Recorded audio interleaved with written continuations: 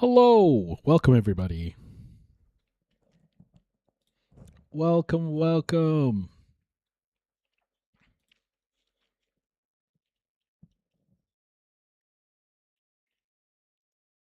Yo, Prof. Jules. Doug. Nash. Kia ora, kia ora, kia ora, friends. Welcome. Kia ora, everybody. Hey, Coco Millie. They don't know what the fuck they're doing. Do you understand that? Oh, what a way to start it. I love it. I love it. They don't know what the fuck they're doing. Hey, Anna. Welcome, folks. Welcome. What the fuck is going on? I'm sorry I'm late. Hey, my clothes brush. I'm sorry I'm late. Just had a few issues with the computer. Just had a few issues. But we're back now. We're back. We're backity back. We're good. We're in. So we're going to start with Iran. Welcome, my clothes brush. Kia ora, everybody. Welcome in. Good morning, Anna. All right, let's get going with the latest from Iran. The U.S. has launched another round of airstrikes on multiple targets in Iran. The attacks come hours after President Donald Trump accused Tehran of taking too.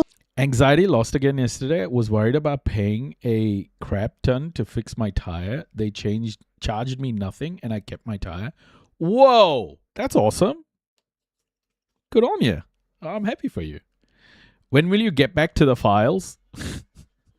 Long to negotiate a deal. Man.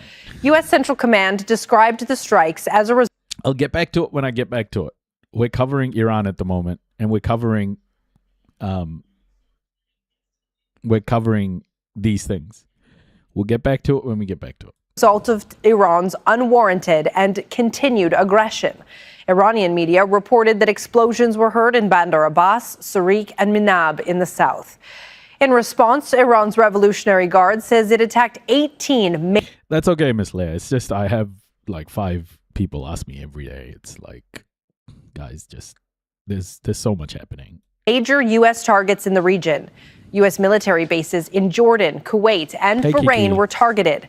Kuwait briefly closed its airspace. These latest exchanges are testing the limits of the ceasefire.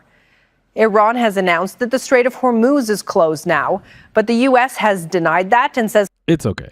It's all good, Miss Leia. Welcome, welcome. Commercial ships have been transiting through the waterway. This is a live view from marinetraffic.com showing vessel Daniela, movement welcome, through everybody. the Strait of Hormuz. The dots show stationary vessels. Arrows indicate the ones that are moving. You know how we've been speaking about the fact that Trump is in this escalation cycle that he just can't exit, just can't stop himself from? Hey, Baby Walk. Hey, Big Jerry.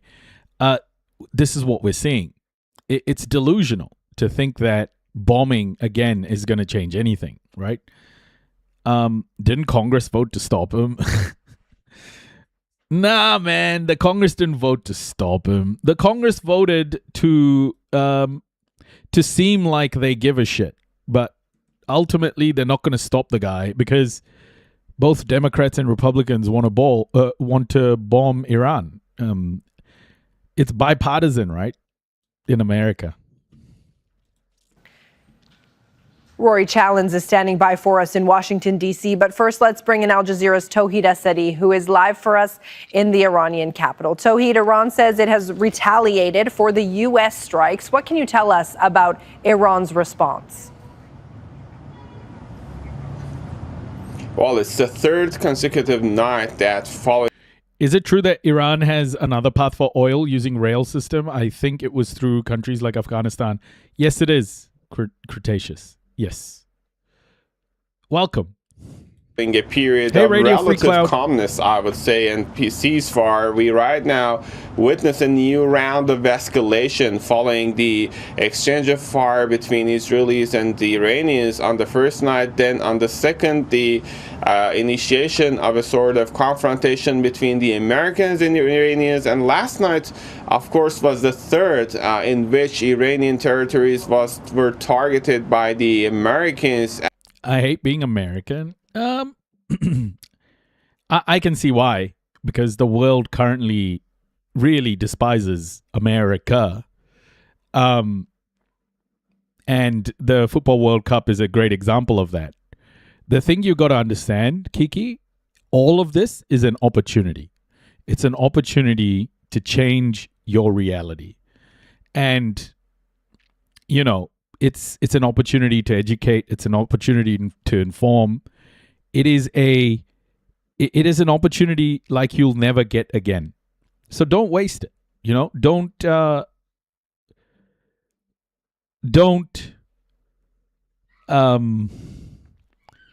don't waste this moment to, you know, build the kind of America that you want. But you're a citizen there. So, you know, you gotta make lemonade. Hey, Valkurna, keep going, Kiki, keep going. How can the uneducated educate others? Are you talking about yourself, Minion? I'm not sure who you're talking about. Resulting in retaliatory strikes by the Iranians. The Revolutionary Guards IRGC came out with a statement saying that at least if you are nah, man, there's enough educated people. There's many Americans who come here, Minion. There's many Americans who come here, man.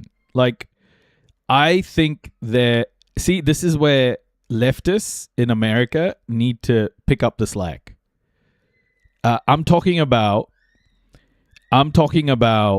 the, you know, Marxists, the socialists, the well-read, the people who've fucking been, you know, reading the Communist Manifesto like it's their Bible. All of them. It's time to use that knowledge for something other than just gatekeeping and being a complete asshole, you know? It's time for those people to start doing something other than just shit on everybody else. Use your skills to learn to educate and use your knowledge. Just going by the idiots running the country. Yeah, man. Unfortunately, Minion, it's not just the people running the country.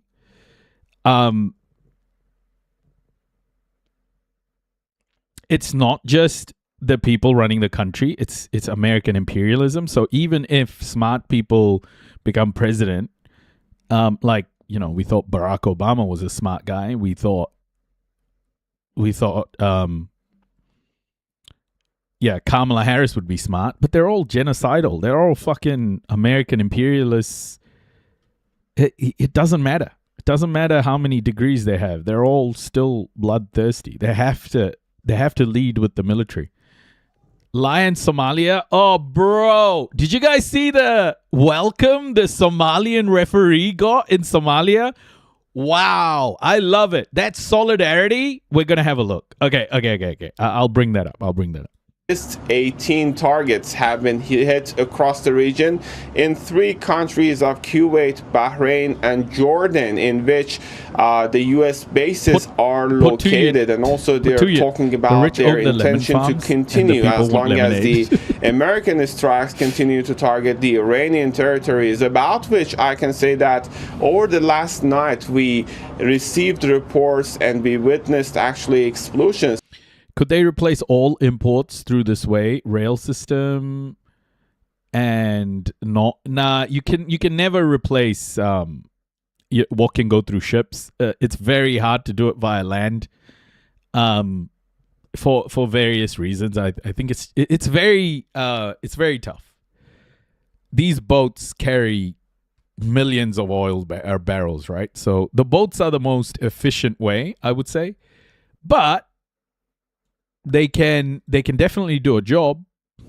is taking place in the southern areas of the country and in the southern areas of the capital. Starting from the south of Iran, we know that in the cities of Bandar Abbas and actually Sirik, Qeshm Island and Hengam Island, we have reports about explosions taking place. Also, in addition to that, in the southern areas of the capital, in Peshwa, Qarchak, Varamin, explosions are reported. And also in Qazvin province, we have reports about explosions. So when it comes to the exact information about the whereabouts of these targeted areas, we don't have much of confirmed information. However, we know that at this point, escalation is name of the game. Okay. Let's bring in Rory Challens to this conversation now. He's with us from Washington, D.C. So, Rory, CENTCOM has released some details about this operation, which it says is now finished. But the president has been speaking to U.S. media as well. What are we hearing from the U.S.? Yeah, the operation's over for now. At least that's what CENTCOM has said. They gave a rough list of the types of targets that they had been going after. They said that they were going after surveillance sites, they were going after air defenses, they were going after communication systems, and it was the Navy, it was the Air Force, and it was the Marines that were taking part in. Dandykins, I don't know if you're talking to yourself or like who, but you're in the wrong live, bro. The Nazi lives are a few away. You may want to swipe away. Hey, Rebel, welcome.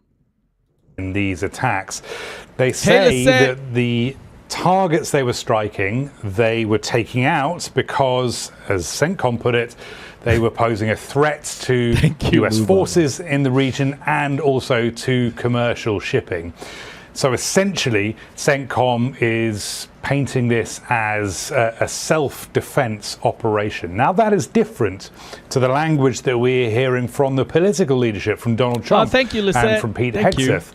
Donald Trump described these attacks to Fox News when he was talking to them earlier as vicious and violent. He said that if Tehran didn't come back to the negotiating table and agree to a peace deal, that there would be more such attacks. Those words were echoed as well by Pete Hegseth. He said that Iran had been given the opportunity to take a peace deal and it had spurned it. And these were his words: if we need to negotiate with bombs, we will negotiate with bombs. We're very good at it. So we're getting two different narratives here from the military and from the political leadership. One of them is saying it's self-defense. The other saying this is basically leverage to try and put pressure on the Iranians to come back and agree to peace. Either way, Rory, as Tauhid was saying, it is escalation. And Tauhid, when we talk about escalation, we are not just talking about military strikes here, because Iran now says it has closed the Strait of Hormuz. What can you tell us about that? And not only that, we are also talking about a lot of other sticking points when it comes to the intricate situation between Tehran and Washington. But getting back to the question, we know that we heard from IRGC a news statement, a very strong one, about the situation at... Someone on Twitch yesterday followed me, and their Twitch username is Dr. Abdul El Sayed.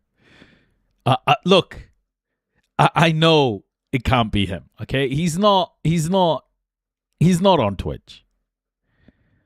But it's nice to, hope. Imagine. The Strait of Hormuz.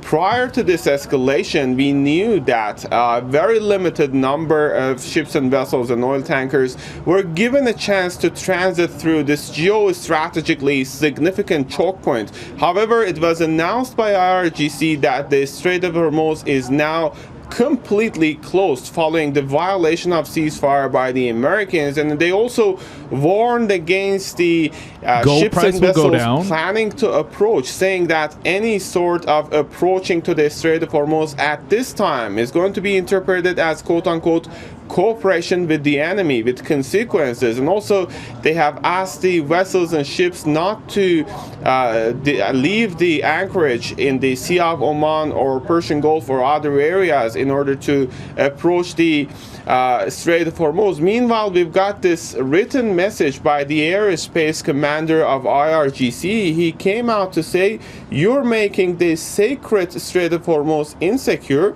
from all across Iran. I think so. Isn't gold opposite of oil? No. Gold is what people buy when they start losing confidence in the stock market, and in currencies like the US dollar. Gold is a finite mineral, and it's gonna be, it's always gonna appreciate the long-term trend. So when you see gold going up, it's a lot of people exchanging their cash for minerals. We will make the region hell for you. That's this very, I would say, strong, maybe it's one of the most one of the strongest messages that we have been hearing from the Iranian side over the course of past few hours regarding the Strait of Hormuz. But still, we know that everything is down. Yeah, but AI is still doing well. It's because people are taking their cash out, starting to put it in things like SpaceX and into the bubble, basically. that is just part of the conversation. The U.S. imposed naval blockade is another part of this conversation. Nice. And to give you the bigger picture, we know that there are other. How is oil still dropping? Well, I'm gonna play you guys something next that will make it very clear for you guys. That was one of the topics, my clothes brush, that I wanted to touch on today, because I think people are still wondering why oil is going the way it is. But there was a really good segment on Al Jazeera today. I've listened to it a couple of times, and yeah, it's really informative. Other sticking points in between when it comes to the controversies between Iran and the United States. That's right. We sure do. Tauhid Asadi live for us in Tehran. Let's go back to Rory Challens now, because as Tauhid was mentioning there, Rory, the Strait of Hormuz has been so crucial in the negotiations between the two sides. It seems to be the sticking point from which both sides can't get past. What happens in the Strait of Hormuz seems to be one of the catalysts for everything else that is supposed to happen in these negotiations. So having it closed and hearing those strong words, that strong rhetoric from Iran, must be of some concern to the U.S. administration going forward here. Well, Central Command denies that the Strait of Hormuz is closed. It says that's not true, what the Iranians are asserting. It also says it's not true. Another thing that the Iranians have said, that they struck a US warship in the region. Now, Donald Trump... Do you think you mean the Bab el-Mandeb? Yeah, I would. It already has. The Houthis have already said no Israeli ships are going to get through. Put out an interesting social media post earlier on where he said that a secret mission that had been going on for the last month had been, as he put it, wildly successful. And this secret mission was basically safeguarding the passage of ships through the Strait of Hormuz over the last 4 weeks. And during that period, 100 million barrels of oil had got through Iran's chokehold.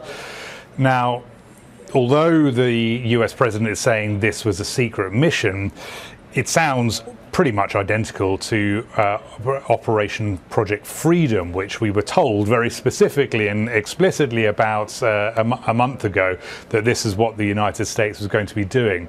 Now, having said that, crunching the numbers, even if it's true that 100 million barrels have got through the Strait of Hormuz over the last month, that's roughly 10 days of what America uses, by the way, 100 million barrels. That's still way below the 600 to 650 million barrels a month that we're getting through before this war started. So that shows that even if the Iranians saying that the Strait of Hormuz is closed is not necessarily strictly true, it is still very, very disrupted, much, much more so than the United States would like, of course, and much, much more than the countries around the world would like, because this is hugely disruptive to global energy supplies. And the United States has a massive problem on its hands because, as we have seen, bombs haven't opened it up, negotiations don't seem to have opened it up, and even Operation Project Freedom has still only made a small impact on the disruption to that waterway. And that's why it has been so important to these negotiations. Rory Challens live for us in Washington, D.C., and Tauhid Asadi in Tehran. Our thanks to both of you for your reporting. Okay, so now you kind of see you kind of see that there is a dwindling sort of oil supply, and I watched a really, I think, important piece of analysis by some really smart people about why the world is still in a way moving forward, especially the West. And this is extremely insightful, and it also tells you exactly why. It also tells you why the markets are so calm when it feels like it should be burning down, right? And we may not actually be too far away from that moment. It's just more how much pain can Donald Trump take? So let's get into this one. I think you'll really enjoy this bit of analysis.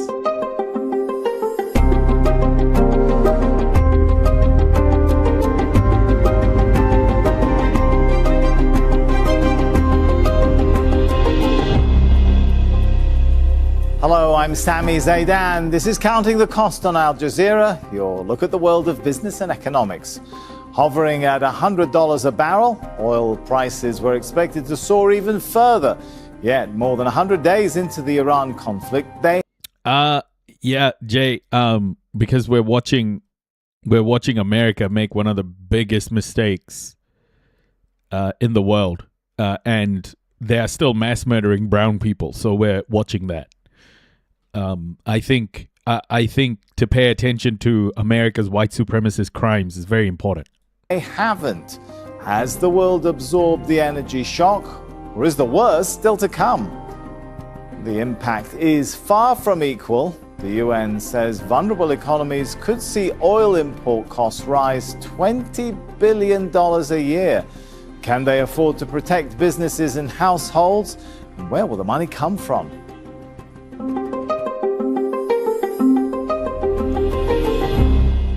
More than 100 days into the Iran conflict, 20% of the world's energy flows disrupted, described as the biggest supply shock in history. Well, for now, the nightmare scenario has been avoided. Oil prices still hover around $100 a barrel. Many analysts are warning a prolonged disruption to the Strait of Hormuz, though, could send oil above $200 a barrel and trigger a global economic crisis. But instead, governments released strategic reserves. Exporters found alternative routes, and weaker demand helped to contain those prices. But the buffers are thinning. The OECD warns the economic impact could linger well into 2027, even if the conflict ends tomorrow. So has the world proved more resilient than expected, or are governments simply postponing the economic pain? Fintan Monahan reports. When the US and Israel launched their war on Iran, the world held its breath as the global economy hung in the balance. Iran quickly moved to disrupt shipping through the Strait of Hormuz, a choke point for 20% of the world's oil and gas flows. Prices soared, and the Iranian military warned the US. America makes the biggest mistake every day by not impeaching Trump and then removing from office. Let me tell, but he's fucking up American imperialism, right? Like, it's a double-edged sword. Like, the last thing the world needs is another Joe Biden to come in, or a Kamala Harris to come in and do DEI genocide, right? Like, we've got to be careful here. That they'd rise even further if the war dragged on. If the war spreads across the region, America is a weird animal. America as a whole sort of structure, it's a weird animal, because ultimately what drives America is the imperialist machine that it's built. So Donald Trump is fucking it up, in some ways. Like, the pain the world is experiencing at the moment, it's like, well, if it means that American imperialism isn't going to last, then maybe that's pain the rest of the world just sort of absorbs. But again, it's a double-edged sword because people will die. Many people will die. But this is what empires are. They're unjust. They are deeply, deeply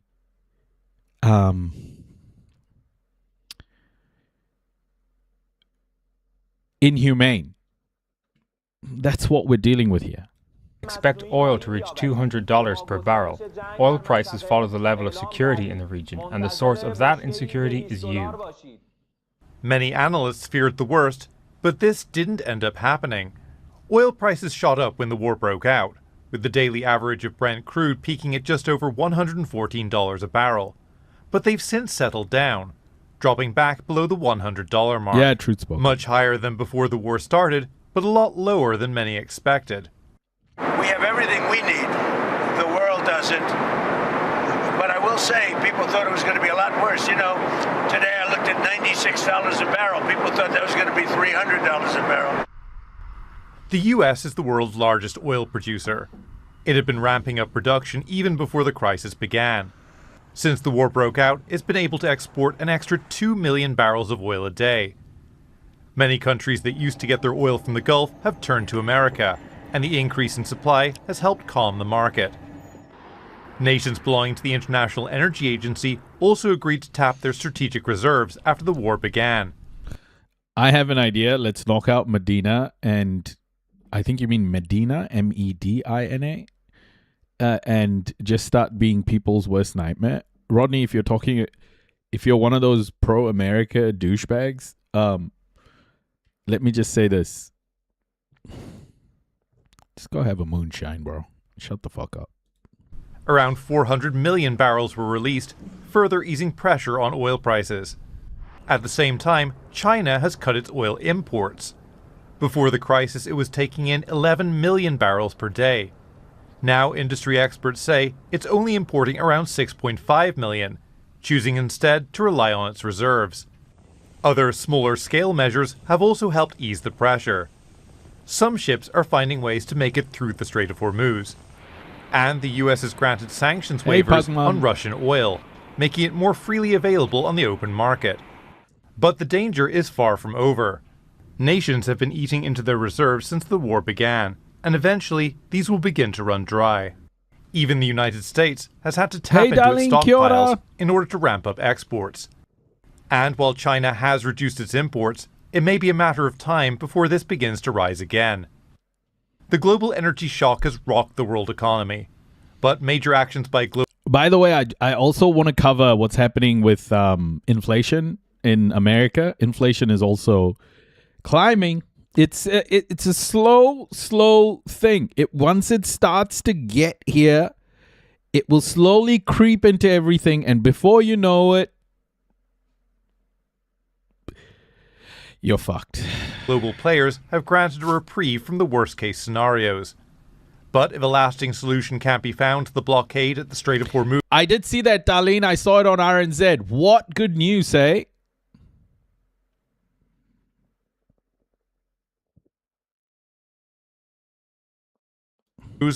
It may prove impossible to hold back the rise in the price of oil. Fintan Monaghan, Al Jazeera, for Counting the Cost. Well, the price of oil might not have hit $200 a barrel, but it has still gone up. People around the world, they're feeling the effects. The OECD warns a prolonged disruption at Hormuz would reduce global economic growth to 2.1% this year and just 1.8% next year. Central banks would also be forced to increase interest rates in order to control inflation. Prices at the pump, they've been rising nearly everywhere, fueling inflation. In the European Union, for example, petrol is up around 14% on average since the war began. Out of 75 least developed countries in the world, 65 depend on imported oil. As oil prices have gone up, they're having to make difficult trade-offs between covering fuel bills and funding essential public services. So here's the thing. A lot of countries in what is called the Global South, by white supremacists have been through strife, right? They understand strife. That doesn't mean they should go through strife again. But if they do go through strife, they'll be able to live with it. They'll be able to adapt. The area least geared to actually go through an energy shock of massive proportions is probably America, because America has been the glutton of the globe, right? And probably Europe to a degree. But this is where that privilege starts to get stripped away. When white middle-aged mothers, like soccer mothers, start to feel the pain when their electricity and shit starts shutting off, that's when shit's gonna get wild.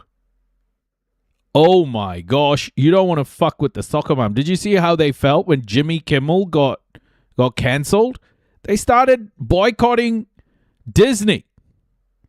They haven't lifted a finger for Palestine. But Jimmy Kimmel, holy shit.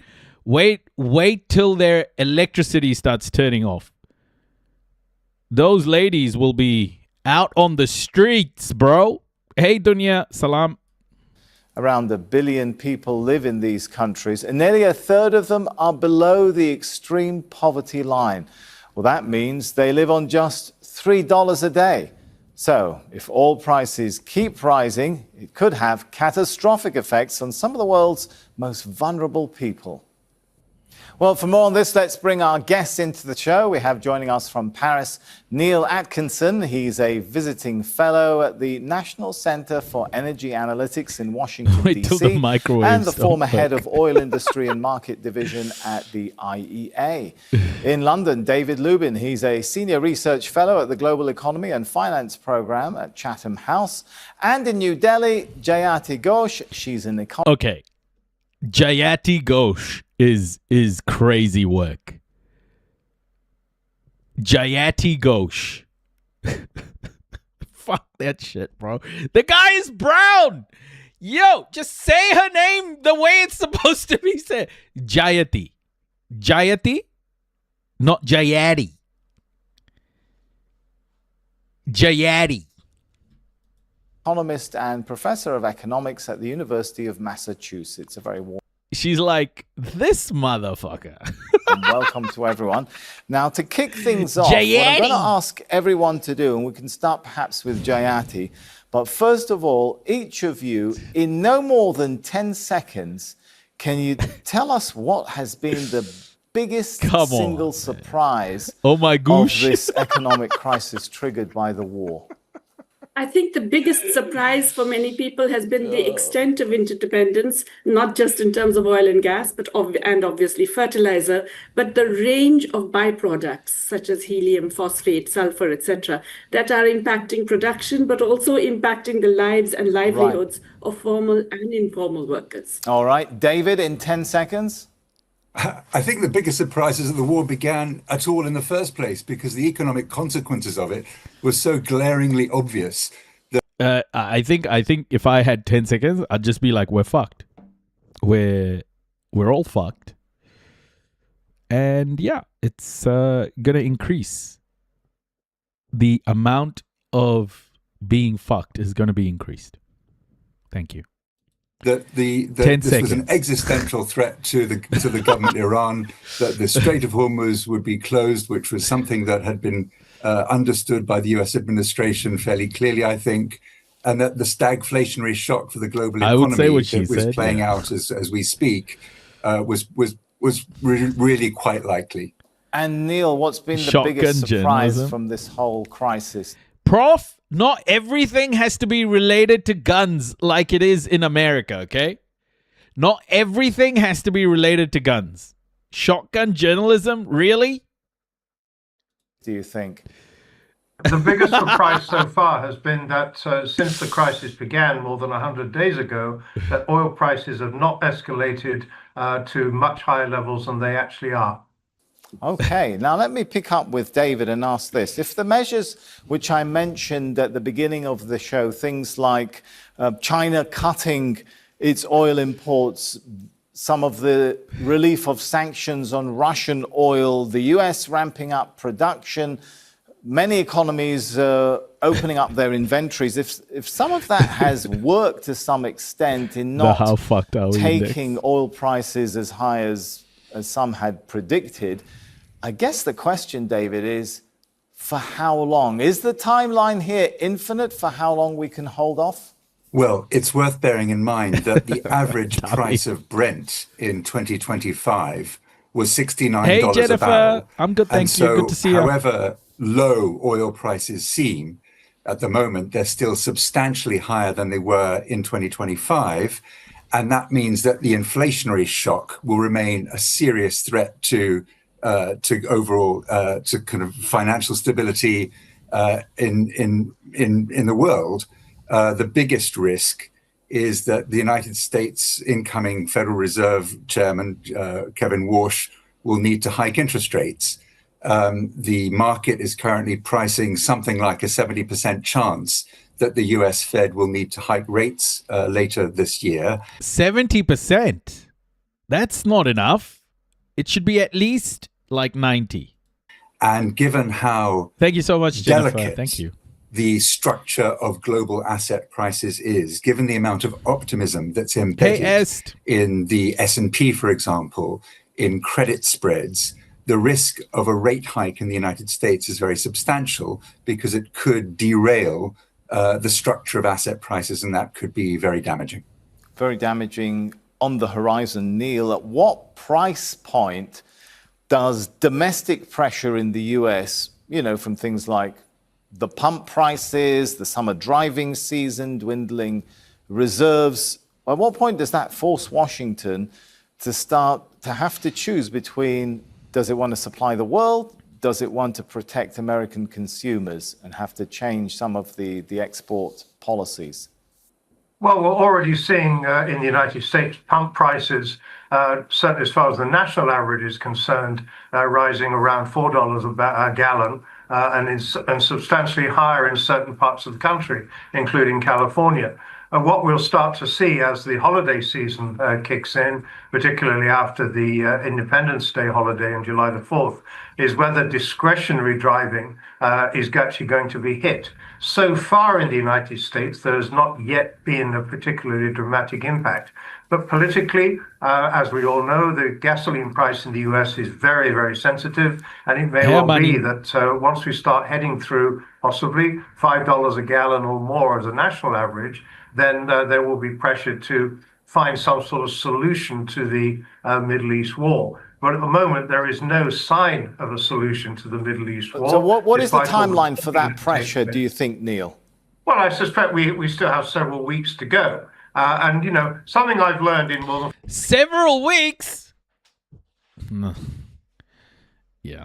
40 years of analyzing oil markets is that you should not put a date and a time on your forecast. And the reason for that is simply we do not know. And the reason we do not know in these circumstances is that this is an entirely new situation. We have we've been talking about it, folks. We've been talking about it. These people have not experienced anything like this, these economists. They don't know what's going to happen. Never been here before. And it's playing out so far in very different ways than we expected when the crisis started on February the 28th. We have not yet hit a cliff edge. And we have not yet been in a situation where the figure of $200 a barrel for oil prices, which frankly is educated guesswork, is even remotely in sight. All right, playing out in different ways, JRT, different ways for different parts of the world. Even if the price per barrel hasn't reached $200, it's still high. What has that meant for the global South countries? First of all, let's remember that it's not gone up as much also because massive amounts of strategic reserves have been released. Correct. The IEA estimates, I think, more than 400 million barrels or something so far. And many countries are also... I don't care about oil markets, my dude, Kappa.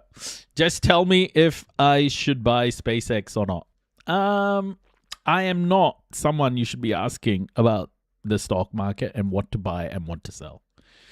I do not feel comfortable giving people advice about the stock market, but my personal read on it is Elon Musk is a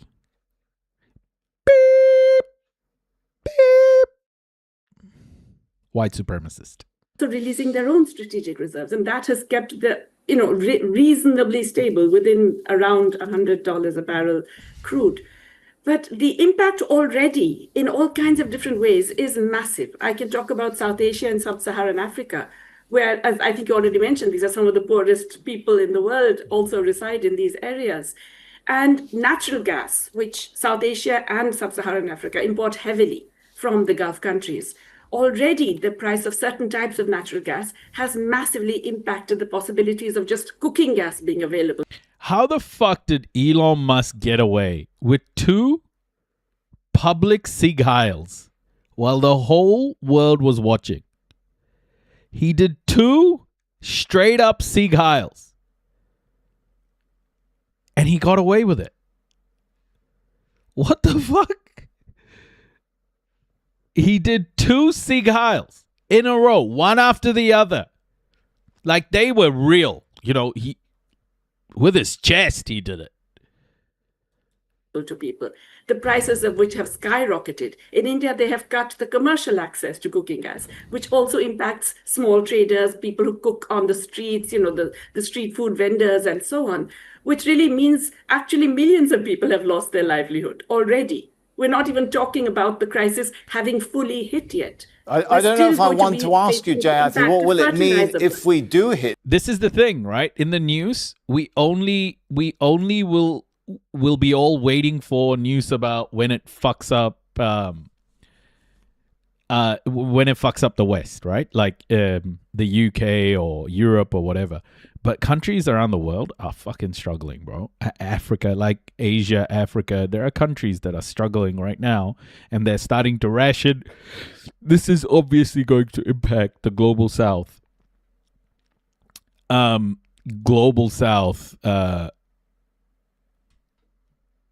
going to impact the global South a lot more. The old Roman salute excuse here. $200 a barrel, briefly. It's everything. It's oil, it's fertilizers, it's phosphates, it's sulfur, it's helium. All of these things are going to impact agricultural production, other kinds of production, even the sort of, blazing new signs of the new economy, the IT sector and the semiconductors and all of that. Everything is actually impacted. Well, the U.S. My concern is that the U.S. economy doesn't get as badly affected, and ultimately, U.S. leadership and U.S. people don't care that much about the rest of the world. Yeah, it's true. Jayati has got it. People in the U.S. don't give a fuck about anybody else. That's the problem here. Unless and until people in the U.S. feel pain, no one else, nothing will change. Nothing will change. Well, talking about the U.S., Jayati, the U.S. has been pumping out oil to meet global demand, but it's doing that at the cost of its stockpiles. Take a look at this graph, for example. The U.S. oil inventories, well, they haven't been this low since 2003.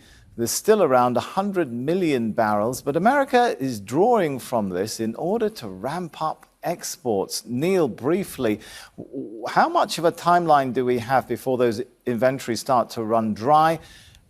Before, do you think we can see $200 a barrel? Well, that graph, I think, is not including all the extent of stops in the United States. And it certainly doesn't include the levels of stops that we're seeing in other parts of the world. What we need to bear in mind is that, yes, it's right, it's accurate that the IEA led a coordinated stock release of over 400 million barrels. But the point about that is it doesn't all arrive overnight. And it's oil that is offered to the market. It isn't force-fed to the market. The market doesn't have to take it. Right. And what we have seen is a gradual release of coordinated stocks of about 2 million barrels a day, which is important, it's significant, and it's made a contribution to... That is not true for all of us. Yeah, when I say America, like the American system, right? It just doesn't. Even if you care about people around the world, because the system doesn't give a fuck, you caring doesn't really impact the world, you know? That's the problem. That's what empire is about. No matter how much you care, Tory, people are still going to die at the hands of America, and funded by your tax dollars. So it's a system of oppression. Offset the impact of the Strait of Hormuz, but there is a point below which the strategic stocks will fall below operational levels, not to zero because they can't, but below operational levels. And at that point, there will be stress in the market. Yeah, Tory, think about that for a second. The American system doesn't even care about Americans right now. It never has. It never has, Tory. It never has cared about you. It doesn't give a fuck about you. It has never given a fuck about you. And yet, people are not out on the street demanding change. You know? That's where America is. Unless the impact of rising prices, which might start to rise, starts to hammer demand destruction. So that I think we can say that for all countries. India has better healthcare than America, Tory. Like, I live in Aotearoa, New Zealand. If my son gets hurt, I can literally take him to accident and emergency, and he will be taken care of, and it won't cost me anything. I can take my son to dental care, and it won't cost anything. Like, I know one of the poorest places in India, a place called Hampi. Not poorest, but you know, in India, we have relatives who are doctors for this community, and they provide healthcare for that whole community full of poor people. Like, you don't understand how fucked America is. Like, you're like the frog in the water that's slowly being heated up. If shit that happens in America happened in Aotearoa, New Zealand, people would be on the fucking street. They tried to do it by removing indigenous rights, and holy shit, the whole country rose up. Americans just does not give a fuck. Americans are so oppressed and so indoctrinated into that system. Like, you guys actually won't do anything no matter how bad the pain gets. So, you know, when people say like, oh, it's not all Americans, you know, how can you say it's not all Americans? Well, it kind of is. It's the attitude of Americans. You guys don't want a better life. You like the pain, I think. That is a factor that we must consider. I want to run us through another point, and that is that U.S. job numbers were up 172,000 in May. And the U.S. President Donald Trump was saying, hey, it's a good sign for the economy, despite the hike in oil and gas prices. Now, he's calling on the Federal Reserve to lower interest rates. You know, if you go back 15 or 20 years, when you had good reports, the market went up. Nowadays, when you have good reports, the market goes down because they think they're going to raise interest rates. There's no reason to raise interest rates. The country becomes great. We built the country by doing great and having rates low. What they do is when they raise interest rates, they try and kill success. I don't want to kill success. We should actually lower interest rates. Well, even though the U.S. is relatively insulated from the energy crisis, people there are still feeling the effects. Households, for example, they've been forced to spend $750 more in basic necessities since. Yeah, it does. But America is still, Indians still have healthcare. Like, of course, India has oppression. Of course, India has oppression. We're talking about white supremacy here, Tory. We're talking about a country that is built on oppressing others. We're talking about India was one of the most impacted by European colonization. It still is through globalization. And what you will never, like, this is why America will never do anything. Because that $2 per gallon oil that you had, that was all because America mass murders children. See, this is what I mean. Like, Americans don't actually give a fuck. Like, this lady is shitting on India for America, for American imperialism, while white supremacy and American imperialism has created the conditions that are taking place in India. So it's like, this is the problem with America. You know, it doesn't understand how America can have the life it does.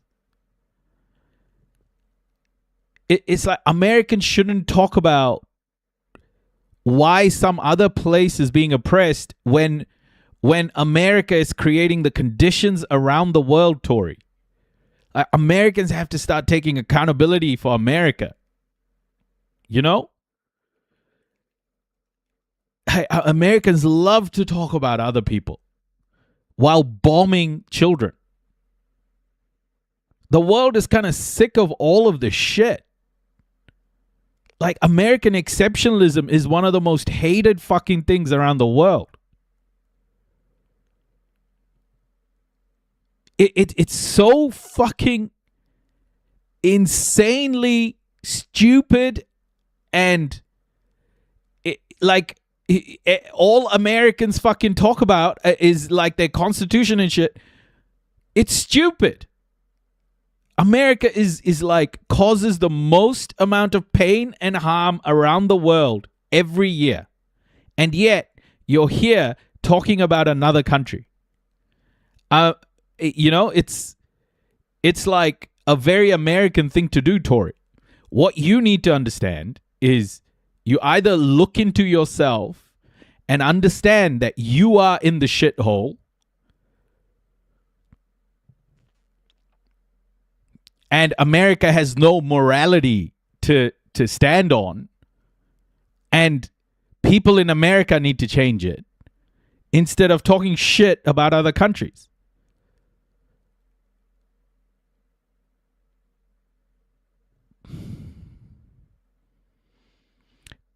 Tory doesn't need to apologize for her government. What the fuck are you talking about? Why not? Why the fuck not? Because it's not just this government that's bombing people. It was the last government too. Who the fuck did Tory vote for the last time? Who did she vote for before that? Or before that? Americans need to learn to apologize for their government. Honestly. Because it's fucking idiotic to say, oh, it's the government, it's not me, while doing zero about trying to change America. Since the war started, most of the extra spending is on energy-related expenses. Petrol prices are up 40%. Before the war, they were around $2.98 a gallon. Now, you're looking at $4.22. Energy costs have jumped 5.5%, which is a key indicator for inflation. Overall, prices were up 3.8% in April compared to the previous year. Tory, let me speak to the people in Palestine about how much you're trying to change America. You know, the ones in the tents under the American bombs. You should go ask them how they feel about your work to change your country. Or should we go ask the 168 children from Minab that were hit by an American cruise missile about how they feel about your efforts to change your country? Shall we do that? Or let's go ask the family in Lebanon about what they think about the work you're putting in.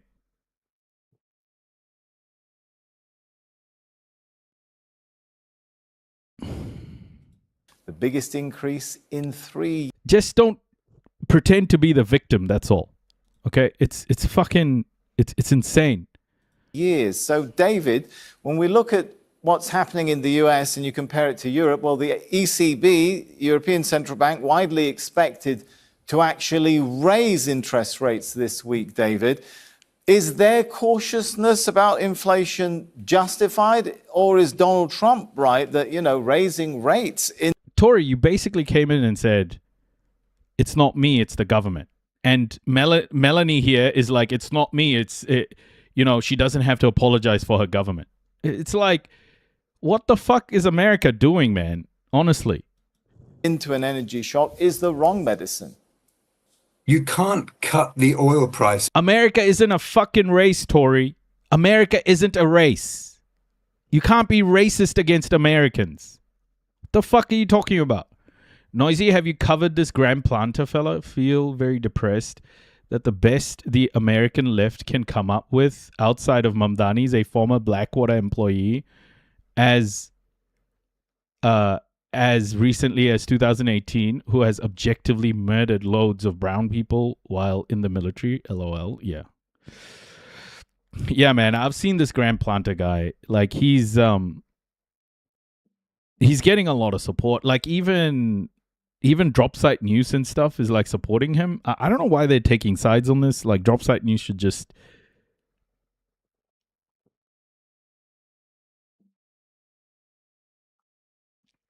It's sick, I think American politics are doomed in a sense because Americans think they can vote their way out of this. Hey, Gracie, welcome. By raising interest rates. So central banks would be wrong just to kind of raise interest rates in the face of a pure inflation increase just driven by the oil price. What central banks have to worry about, though, is what economists call second round effects. In other words, the idea that the increase in oil price feeds through into the setting of wages and prices. And that is a really serious threat. We've already seen the Reserve Bank of Australia, the central... You know why I'm so like hell-bent on talking about Europe, America like this? Because I truly feel this is an equitable way to talk about countries like this. I see devastation every day. I see, now I'm working on the Mediterranean Sea, like the refugee boats. What I'm looking through, the information I'm looking through is fucking horrendous. All because a bunch of people want to protect capital, right? And it's Western money. It's white supremacy. It's all of these things. And I am going to be dead honest about how I feel about these systems because these systems are ruining our world. If you think that's harsh, then you should understand how people in the global south feel after having everything stripped from them for Americans and Europeans and white supremacists to tell them that they live in shitholes. Do you see how the Somali referee is being treated by America right now? It's fucking pathetic. And what? Like, you want me to go, oh yeah, everyone's it's not everyone, it's just the government. Like, fuck that, bro. Like, move if you care that much. Central Bank of Indonesia, the Central Bank of South Africa, all raise interest rates. As you mentioned, the ECB, the Bank of Japan are very likely to raise interest rates during the month of June. And the big question, as I said earlier, is whether the United States, the Federal Reserve, is going to have to raise rates later this year. The market is increasingly anxious that that will be the case. Donald Trump is crazy to argue that... There's just so much broken in America. There's so much broken. Like, literally, the refugee program stopped bringing in refugees from the countries America is fucking up and then decided to import white South Africans because of a fake white genocide in South Africa. And then you look at the border, American border, killing Venezuelans, killing immigrants, calling people illegal. Like, your vocabulary is the most fucking racist vocabulary in the world. Because you're so indoctrinated into, like, just murdering people of color. You have zero respect. I'm talking about everybody here. Like, how many times do you guys talk about the Native American people? Like in Aotearoa, New Zealand, Maori people are front and center. Indigenous people, if you want to be a leftist and you want to give a fuck, Indigenous people are front and have to be. How many fucking Americans are talking about Indigenous people in America, in the United States of America? It is a society that's deluded itself into exceptionalism. It is a society that's deluding itself into believing that it can vote its way out of the situation. And it is a society that believes that it's only the government, guys. It's nobody else. We don't have power to do anything. It's so stupid, bro. The amount of people being killed by this one fucking imperialist country is just the most sick shit. While we get people in chat going, oh, it's not all Americans. Cry me a fucking river. That interest rates should fall. Inflation expectations in the United States have risen quite sharply since the war began. And so the chances of a rate hike in the United States are really quite material now. Jayati, what options do central banks in developing countries have as all of this inflationary pressure, it's pushing up bond yields, which means the dollar strengthening, borrowing costs, dollar borrowing costs are going up. How are central banks in developing countries managing with this? Well, you see, this is the trouble. It's really always... Yeah, exactly, next to the moon. Okay, yeah, this is a great point. Even if you make that argument that it's not the people, it's the government, well, 77 million people voted in racist, sexist, corrupt Trump, and 35% still support him after what he's done, which is tens of millions of Americans. Yeah, let's not also forget that tens of millions of Americans voted in the last government that committed genocide. So the bulk of Americans have voted for genocidal pedophiles. Excellent, America. And it's not Americans, right? It's not just a double, but a triple whammy for most developing countries. Because it's not just that you are faced with rising import costs.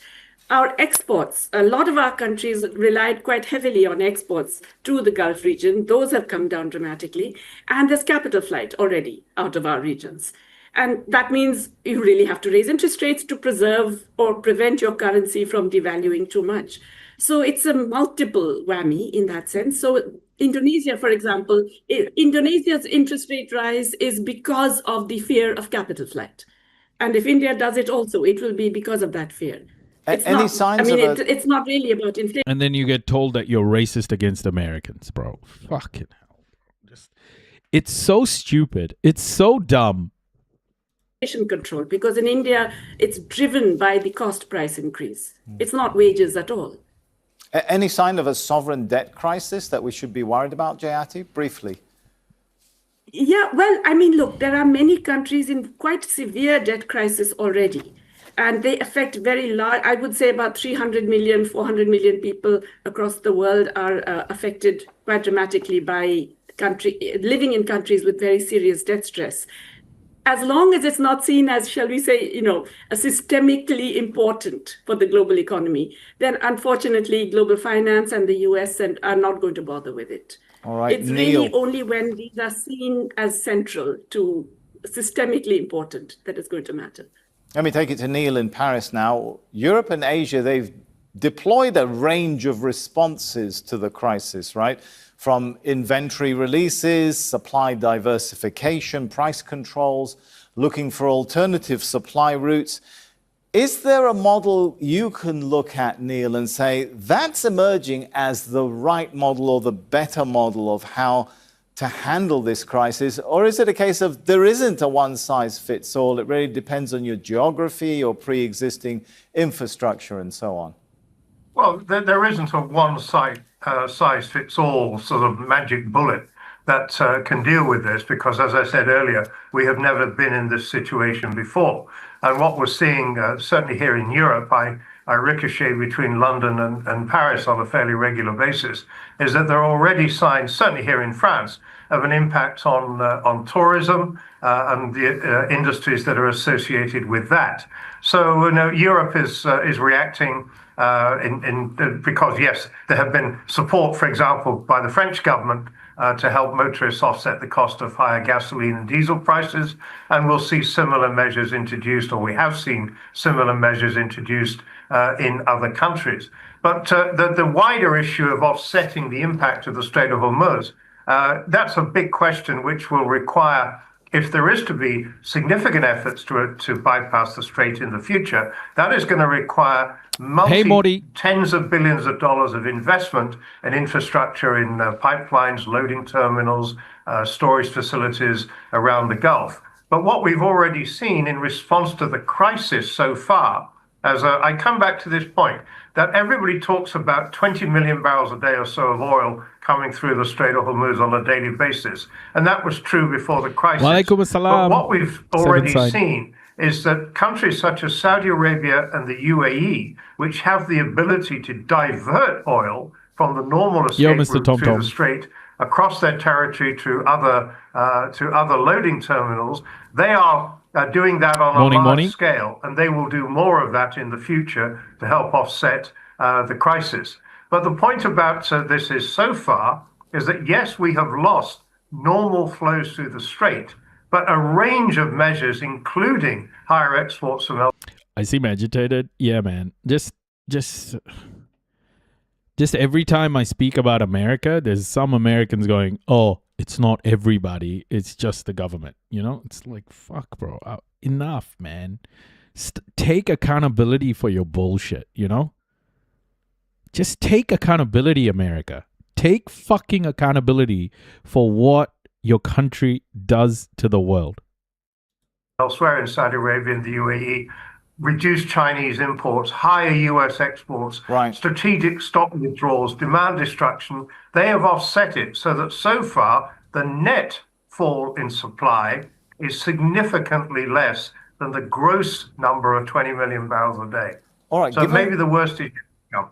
All right. Well, given what Neil just said, David, I'm going to ask you to look into your crystal ball and tell us, what ultimately does that mean? I mean, Neil spoke a little bit about the offsetting measures and demand destruction.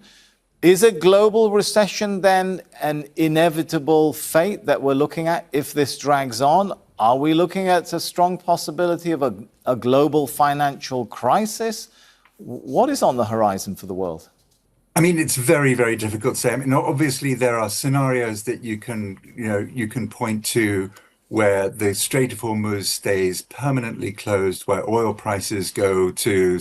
I'm going to show you guys something next about demand destruction as well, my clothes brush. I feel like you're way ahead of me already. That's good. It's good. You're thinking the right way, my clothes brush. So generalized, even the ones who protest against this? Yeah, because the ones who protest against this understand that they are complicit in all of this. The fact that there aren't more people understanding their complicity in all of this is just fucking insane. Some crazy high levels, and then you can get into really nasty scenarios for global growth and global financial stability. I don't think we're there yet. It's worth bearing in mind that monetary policy in the United States, which is crucial in... That's unreasonable. Okay, how about you say that to a person? I said this before. How about you go speak to a person in Gaza in a tent living under your bombs that what I've just said is unreasonable, and see what they say. In this discussion, because it shapes risk appetite globally. Monetary policy in the United States is not excessively loose at the moment. And so if there is a rate hike needed, or maybe more than one, it's not... Yeah, I know it doesn't work with you because you don't give a fuck about those people. That's the problem. You care, you center yourself, and you feel sad for yourself, and you'll never take accountability. I know it doesn't fucking work with you. as though the Federal Reserve is starting from an excessively low level. And I think that helps to kind of stabilize the outlook. But of course, if you really want to depress people, you can come up with scenarios that do involve a global recession. But I think we're still far away from that. Hopefully it stays far away. But Jayati, as we look to how long this is going to last, even if this conflict ends today, what is the global South looking at in terms of potential food crisis, as well as the effects of the energy crisis and effects of rising prices? Well, that's the issue. I think for the global South, we're looking at least a couple of really, really bad years, possibly stagflationary years. Because Travakal, like America has hoovered up the world's resources, has the largest consumption in the world. The rest of the world consumes at a far lower rate than America does. America has everything in 10x, 20x, 30x, 100x, 1000x than everybody else. And America says to everybody else, hey, actually, you should stop. Man, you guys have to understand, like, how is this real?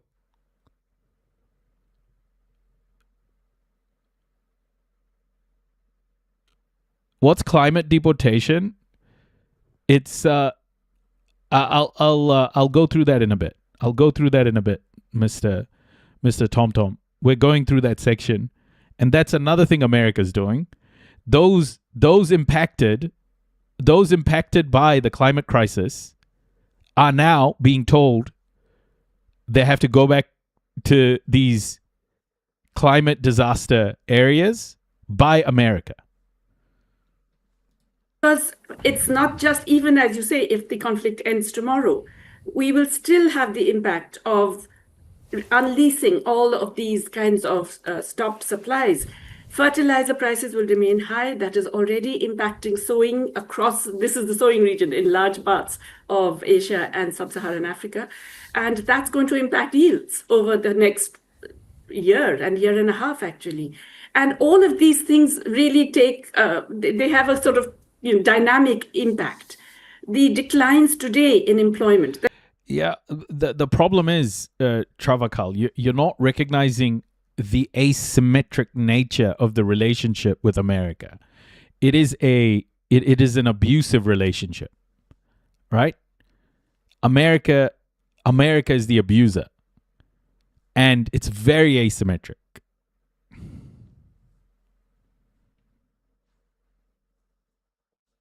It's asymmetric. That we have seen in so many countries, and the decline in livelihoods, the wages of those who are employed, are again going to have negative multiplier effects over time. So I think dynamically, even if the war stops tomorrow, and if the Strait of Hormuz is opened completely tomorrow, we're looking at a couple of really bad years. I haven't even still mentioned the export constraints and the capital flight. Again, all of this adds to a triple whammy for our countries. All right, we're going to have to end it here, but let's thank our guest, Neil Atkinson, visiting fellow at the National Center for Energy Analytics in Washington, D.C., David Lubin, senior research fellow of the Global Economy and Finance program at Chatham House, and Jayati Ghosh, economist and professor of economics at the University of Massachusetts, Amherst. Yeah, it's a shit show. It's an absolute shit show. What America's doing, you just can't.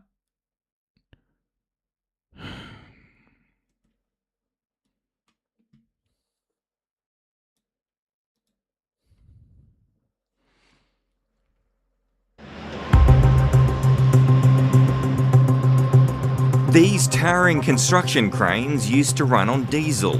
Now they're powered by electricity. We actually run all electric cranes on our construction sites. It could be saving us, between 20 to... What is the actual likelihood? Like you're looking at it here. This is part of it. It's the it's kind of the move from oil to renewables. That is the revolution that America has started, and it's not going to stop now. It's 10-year processes that should take 10 years are happening in 5, as a person in this particular report says. It's become very evident. 30% given current oil prices. The company sucks electricity from the grid and stores it in batteries to power the cranes. Once we get through a 2-year project, the battery unit itself is effectively paid off, and versus using diesel generator and using fossil fuels. The ongoing Middle East conflict and the oil supply squeeze is accelerating business interest in electrification.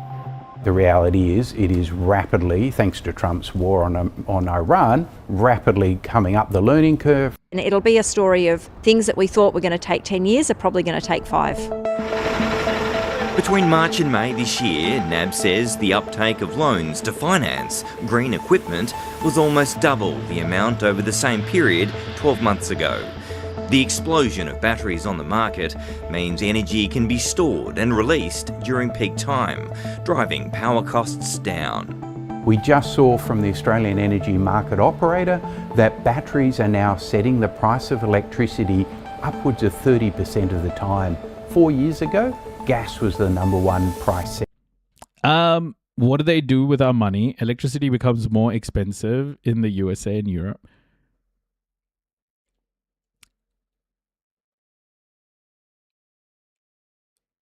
Yeah, that's a huge silver lining, Damien. 100%. Capitalism says, how much value do you generate? And we need to start looking at how much value you can sustain at the very least. And limited resources are not infinite. Yeah, exactly.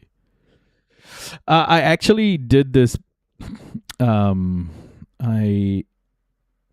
wonder if I still have it. No, I think I deleted it. No, I made a little visual about this as well. I've deleted it, but that's all right. And so when your price of the fuel goes up, your price of electricity goes up.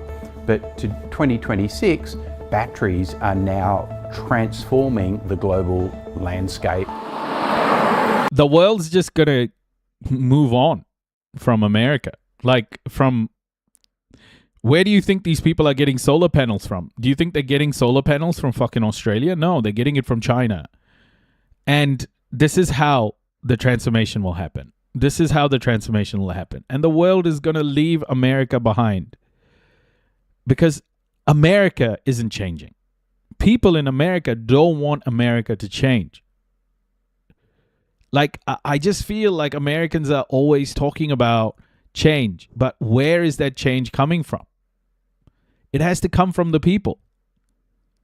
You know, it's just, we're in a cycle of like delusion here.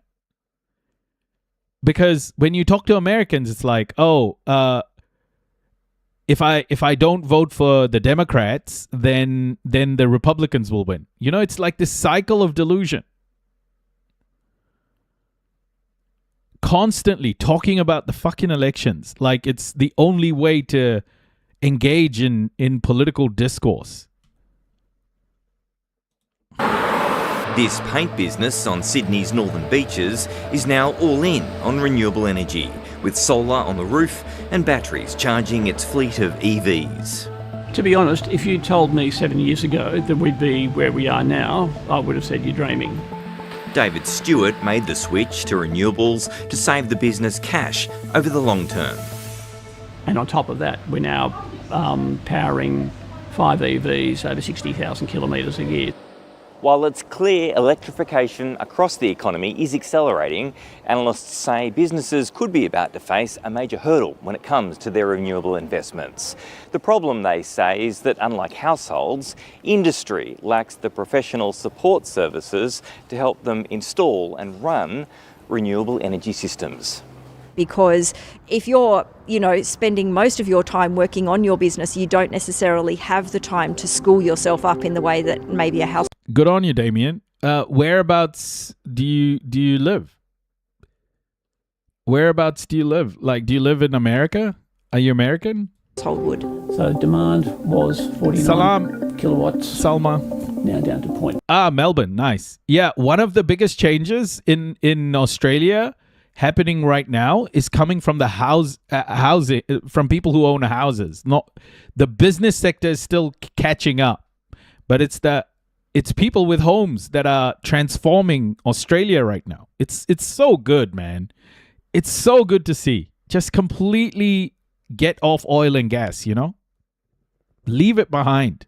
9.2, so that's a reduction of 98%. There's been a lot of talk about Australia having an opportunity to be a renewable energy superpower. I would suggest we have an obligation to do it. The drive to charge ahead as the world faces a prolonged fuel crisis.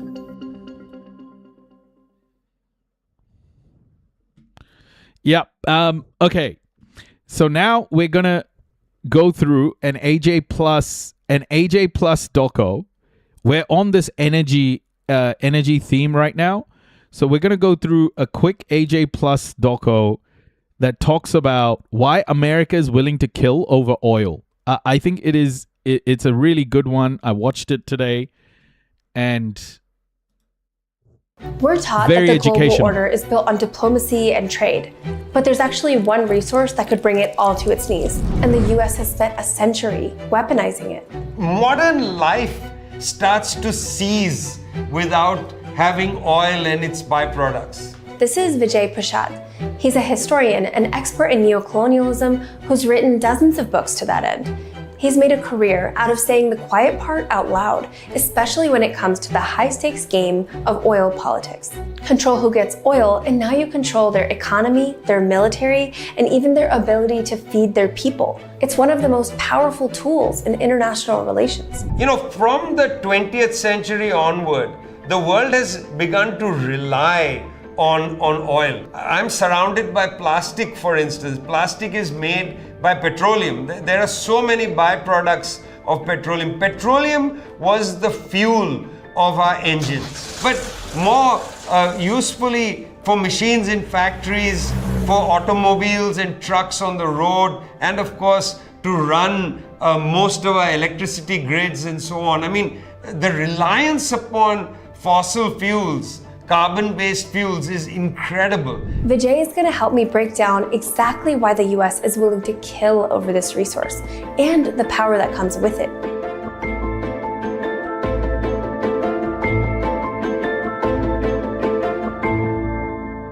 The US recently became the world's largest producer of oil, and it even exports more than it imports. And yet, for decades, the US has spent trillions of dollars and taken hundreds of thousands of lives fighting wars over oil.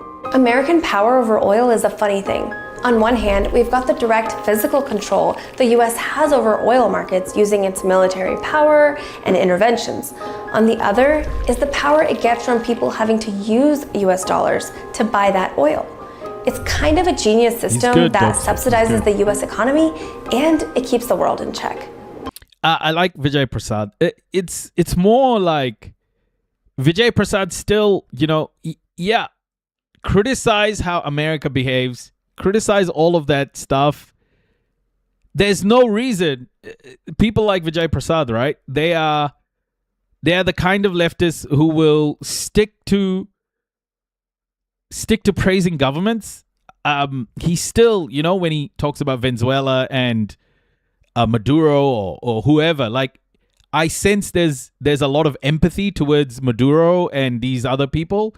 Recognize the asymmetry in the relationship between the US and Venezuela, but don't go as far to just start simping for fucking governments, bro. Like, this is the one thing I've noticed with leftists is there's a need for leftism somehow to praise governments that are supposedly leftist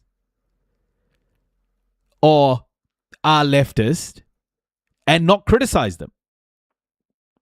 We don't have to be like this. We don't have to be on the side of any government to hold up our values, to hold up leftist values.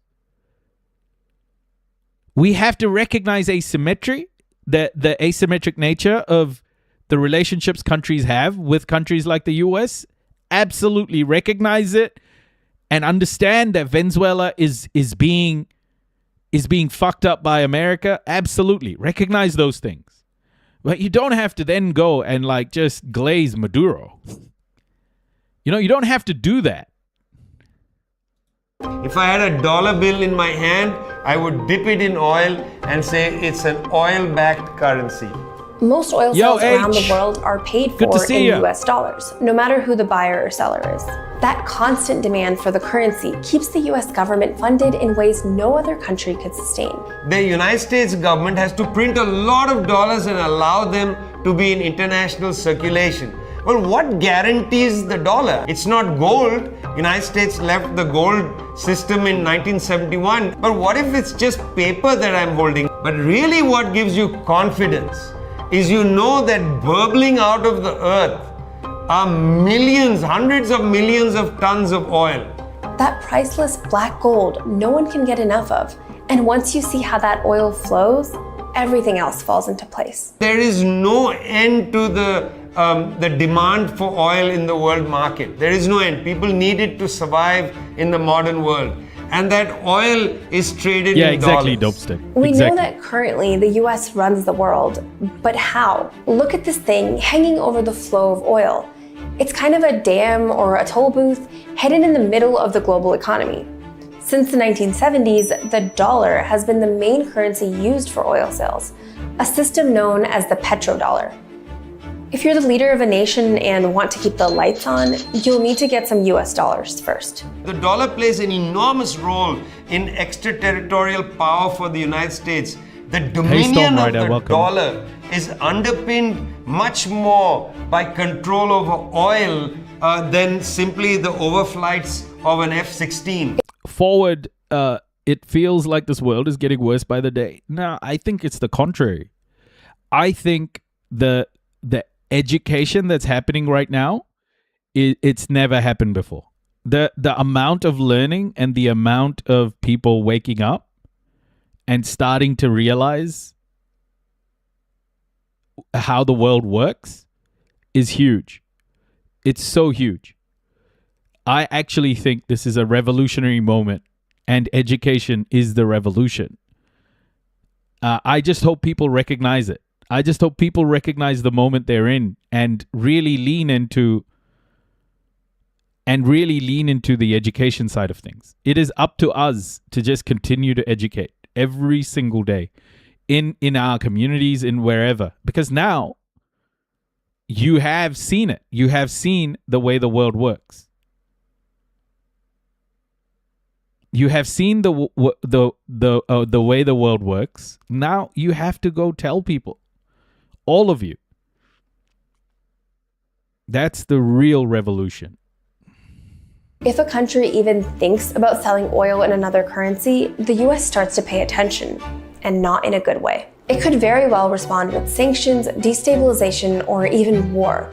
Which brings us to the choke points. Shipping right now is the way to move major bulk commodities around the world. Bulk commodities cannot be flown in the air. Bulk commodities can't be trucked so easily around the world. So shipping is where it's at.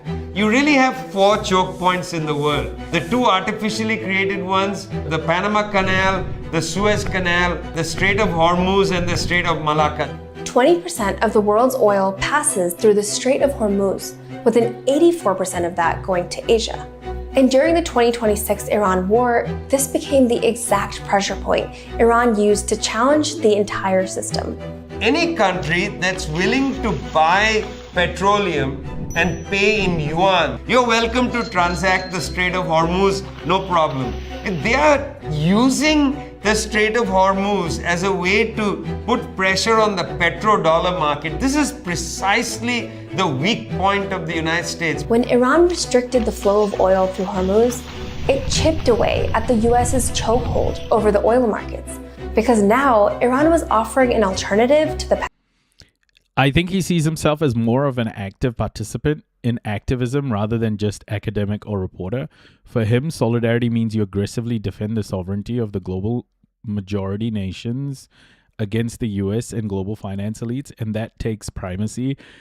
The criticism you have of those governments are secondary issue that cannot be resolved until the yoke of global hegemon is taken off your back. I think that chimes with Fanon-style thinking. Yeah, I think that is very singular, like one-dimensional thinking, though. Because as we are breaking down the global hegemon, we should be thinking what sort of world we want to live in at the same time as well.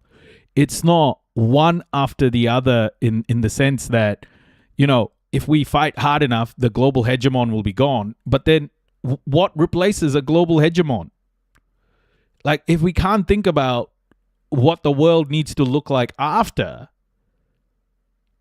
then destroying the global hegemon is just accepting the shackles of the next imperialist machine. We got to be better this time. We got to be better this time. We've got to be better this time. We've got to imagine the world we want to exist. Do you got tips for investments during this time? Nah, man. I don't invest at all. Like, I'm not investing any money in anything. I'm investing in myself and my family. And investing in education, right? Like, I'm investing in tools to do more of this. I'm not investing in markets or anything, man.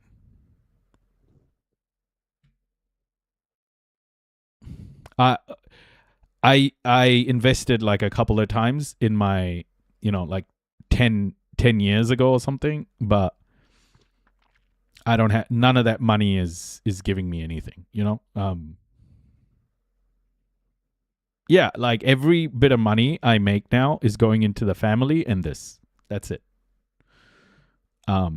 This is it. This is my life now. And I want to see a better world for my child. Like, I'm going to do anything I can while I'm alive. Petrodollar. If more and more countries start to lose faith in the dollar, this is going to create a serious economic crisis for the United States, because there is no other way for the US to manage its now habitual deficit spending. That is why it's going to fight tooth and nail with information and with war making to prevent this death spiral from returning home. But this system wasn't built overnight. To really understand US oil dominance, we have to look at what happened when Iran took a stand 70 years earlier. What's my favorite food that my wife makes? She's an incredible cook, by the way. Like, I can cook stuff like from HelloFresh or other sort of food bag things. I used to do it, you know, a couple of years ago. I used to do that every day. But even those got too expensive and stuff, so we do our own food. So most of the time it's very functional eating, you know, like pastas and things like that. But Amber can cook so many things, man. Like, she's such a great cook. I don't know if I have like a best one. She does all sorts of stuff. Electric cars still can't pay for themselves. Anybody that owns one is a Democrat with money to burn. Oh, bro, what the fuck? I must have a standout one. I really don't, I haven't thought about it. Oyster. By the 1950s, oil had become the lifeblood of global power, helping drive some of the biggest decisions of World War II, from Hitler's push into Russia to Japan's invasion of Southeast Asia. Whoever controlled the supply of this liquid gold controlled the future. Now, this begs a fundamental question. Does a country which has a territory have the right to control the resources below the ground, on the ground, and above the ground? It's a pretty basic question. Pretty basic, right? In 1950s Iran, Prime Minister Mohammad Mossadegh thought so too. A British company, the Anglo-Iranian Oil Company, which later became BP, was extracting Iran's oil and paying the country a fraction of the profits. So Mossadegh led an effort to nationalize the oil industry. Under him, Iran would gain control of its oil and the assets of the Anglo-Iranian Oil Company. As you can imagine, the British were furious. The CIA and British intelligence overthrew Mossadegh. Within a year, all of Iran's oil operations were carved up among a bunch of companies from Western nations like the US and the UK, with about half of the profits going to Iran. The official justification was communism, that Mossadegh would hand Iran's oil over to the Soviets. And since fears of communism were the magic key in the 1950s, it worked. The US-backed Shah ruled for the next 26 years. And now the US had a playbook it would use again. Next up was Iraq. In 2000, Iraqis began to speculate moving away from the dollar system and utilizing a different currency. This was, again, unacceptable for the... Orpheus, I have no idea what those things are, but that sounds incredibly delicious. All of it. Yeah, man. Every time I watch like street food shows, the Mexico segment, like the Latin American sort of the freshness and the you know the tanginess and the spicy flavors. Oh, like my mouth's watering thinking about this, man. I just love any sort of like Latin American food. Yeah, it's so freaking, yeah. I just love watching people make Latin American food. Any type, honestly. Every area, you know, every area has like these incredible foods to explore. Trash rants. You're Mexican, nice. Every area has such good like cuisine. United States. Hey, Iraq Gail. was already under sanctions following its invasion of Kuwait in 1990, and its oil sales were being tightly controlled. So in theory, selling oil in other currencies shouldn't have been that big of a deal, but the move signaled something bigger. They don't care who you sell the oil to. They care how you sell the oil, the mechanism, and whether you are moving away from the dollar-anchored system, which is so crucial to the US dominion globally. By the way, more than a year before the Iraq War, Vice President Dick Cheney's Energy Task Force had already produced a document mapping Iraq's oil fields and listing by name the foreign companies interested. Well, because we believe in the power of vote. The issue is the arrogance overrides entitlement. They ruin you. Yeah. In securing those oil contracts. Then came the invasion. One thing the US made sure to do after invading Iraq was secure and protect the oil ministry building from war-related chaos and looting. And by the time we got to 2026 Venezuela, the US stopped even trying to pretend it was anything else. You cannot continue to have the largest energy reserves in the world under the control of adversaries of the United States. That's a US ambassador to the UN, on the record, saying that only US allies should control Venezuela's oil. And why is the US even involved in Venezuela's business? Well, Venezuela has the world's largest proven oil reserves, over 300 billion barrels. In 1999, in comes Hugo Chavez, starts a debate just like Mohammad Mossadegh in Iran in 1951. Should the oil of Lake Maracaibo and its wealth be for the Venezuelan people or for Chevron? Yeah. In 2001. Essam, yeah, I know, Moshen, I know. I remember you. Welcome, sir. I hope you're doing well, Moshen. I hope you're doing well. Chavez passed a hydrocarbons law that kept more oil revenue inside the country. Eventually, escalating US sanctions and economic warfare snowballed with existing domestic issues, which pushed Venezuela into an all-out humanitarian crisis. That's how US imperialism functions. It goes after countries that are disobedient and doesn't allow them to become an example and to spread a contagion. Ironically, in 2018, Venezuelan President Nicolas Maduro wanted to bypass the limitations imposed by US sanctions, and to do that, he decided to start selling oil outside the dollar system. Again, this was not the result the US was looking for. This meant that it lost even more leverage over Moshen, if you have a link, you can absolutely share it in the chat and we will pin it for you. Please share your link. Guys, if you can help Moshen, help. Moshen's been in this community for a long time. A Palestinian on the ground in Gaza. Definitely give them a hand. Venezuela's massive oil reserves. But even worse, it could encourage other countries to move outside the dollar-dominated system too. So in 2026, the US captured Maduro, took control of Venezuela's oil exports, and backed a more compliant leadership. Chevron is now processing its first shipments of Venezuelan oil since the arrest of Nicolas Maduro. Venezuela's just started to flow? In Venezuela's case, it really was that simple. Take out the top guy and boost the flow of Venezuela's crude oil directly into US refineries instead. For decades, the global order has treated this system like it's a law of nature, as if the dollar is the only thing that could possibly hold the world together. But from Iran to Venezuela, we see that this dominance requires constant reinforcement.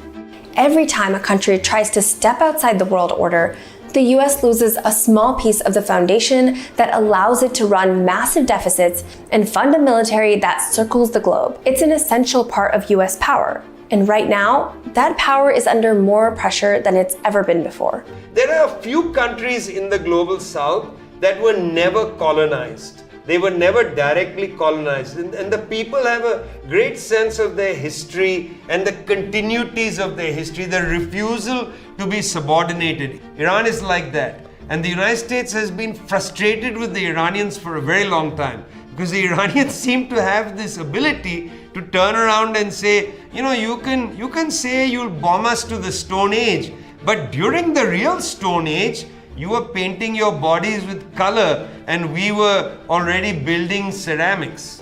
So why is America willing to kill over oil? Because that black gold helps hold the US dollar at the center of the world. And without that, the floor beneath the US begins to shake. And as we've seen, the US will do just about anything to stop that from happening.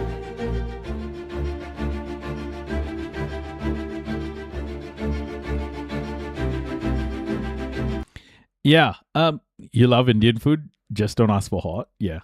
Some of the best Indian food is South Indian food. I don't think many people are exposed to South Indian food very much. My mom is a vegetarian and we're from South India. She cooks the most incredible food. She's an amazing cook. All vegetarian, just flavors you would have never tasted before. Iranians, very independent, self-reliant people who are totally grounded in who they are. Yeah. It's also, it's not like they are one big like one big group who don't have different views. It's like the Pahlavis, for example, exist. Guess what the UK's national food is? Curry. Yeah, of course. So they're not, one big amorphous sort of group. There's different parts of society as well. But yeah, Iran has been very independent throughout history. Okay, so let's talk about this. First one is this. I wanted to read this one, chips and curry. Yeah, I wanted to read this to start off with, just to highlight what's happening in Gaza. Look, Le Monde is a very pro-West type outlet. It's still, I bet you in here it'll call out October the 7th again. It's just stupid. New follower detected. Welcome, Moshen. Essam, you have a TikTok account, don't you? Orpheus just asked if you have a social media. Maybe you can share your TikTok account with Orpheus. Okay, nearly 1,000 dead in Gaza since start of ceasefire illusion. The deal brokered by Donald Trump in October 2025 promised an immediate end to hostilities. Kia ora. Oh, studios, where the heck have you been? Palavas have all gone quiet now, though. I went to an Iranian supermarket in London recently where the owner said he has taken down the monarchist flag from his shop because of the war. Oh, shit. Orpheus in the chat wants TikTok account. Orpheus, Moshen has a TikTok account.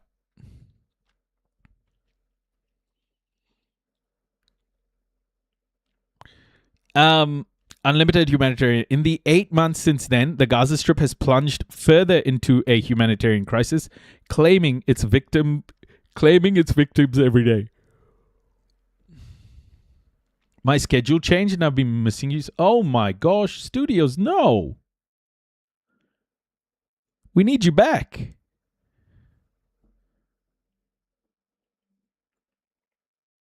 Tag Motion, Orpheus. He'll give it to you. At Gaza's port, concrete slabs were stained with blood after an Israeli attack on May 31st. A woman shouted her anger in front of a local journalist camera. Hey, Pen, we don't want food or anything. We just want this war to end. Either you kill us all at once or you let us live, cried the desperate Palestinian woman. Every day we say goodbye to our loved ones. Where are the international laws? From north to south, the enclave has known no respite since the theoretical ceasefire agreed between Hamas and Israel on October the 10th, 2025, and formalized by the Sharm el-Sheikh agreement. Since then, Israeli military operations have killed nearly 1,000 people, including 182 children, 110 women, and 54 people over 60, and 3,100 wounded, according to the local health ministry, whose figures are deemed reliable by international organizations. On average, about 125 people have been killed each month in Gaza. The scenes from Gaza are the same as those seen during the height of the war of annihilation Israel waged on the Palestinian territory following the Hamas terrorist attack on October the 7th, 2023. A father in tears clutches his son's school bag after he was killed on his way to school, bodies lying on the ground amid a panicked crowd, wounded people transported on carts, bloodied children on hospital beds. Oh, Esam's on TikTok, guys. Let me just get your link, Motion. One sec. Let me just get your link. This is Motion. Orpheus. This is him.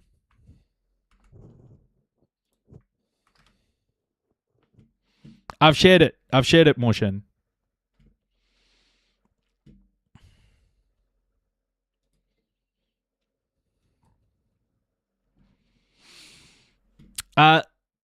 Yeah, okay. Ceasefire on paper. The bombardments, all good, Orpheus.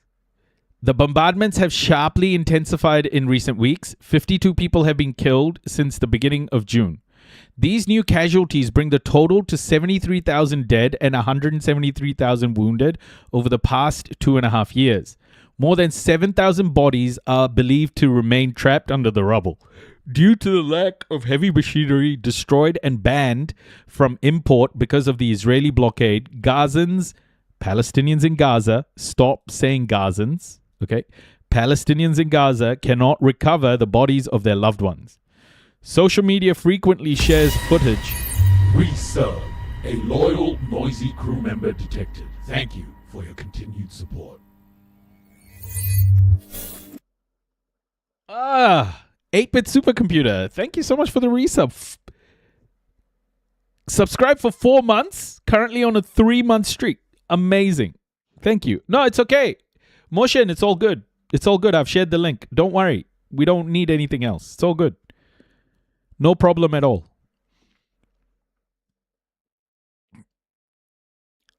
Due to the lack of heavy machinery destroyed and banned from import.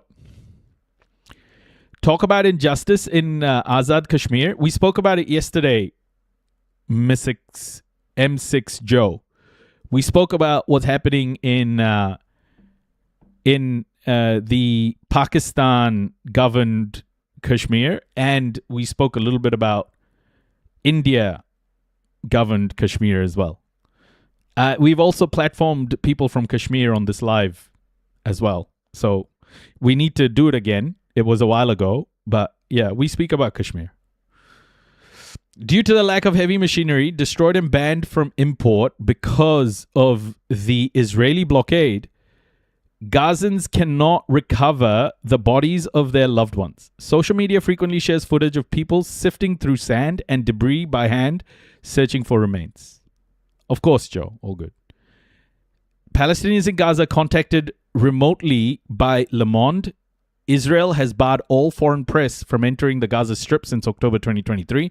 Unanimously say that this supposed truce exists only on paper. A sense of insecurity is with us all the time. We're afraid to go outside, afraid of the slightest sound of the night, of everything.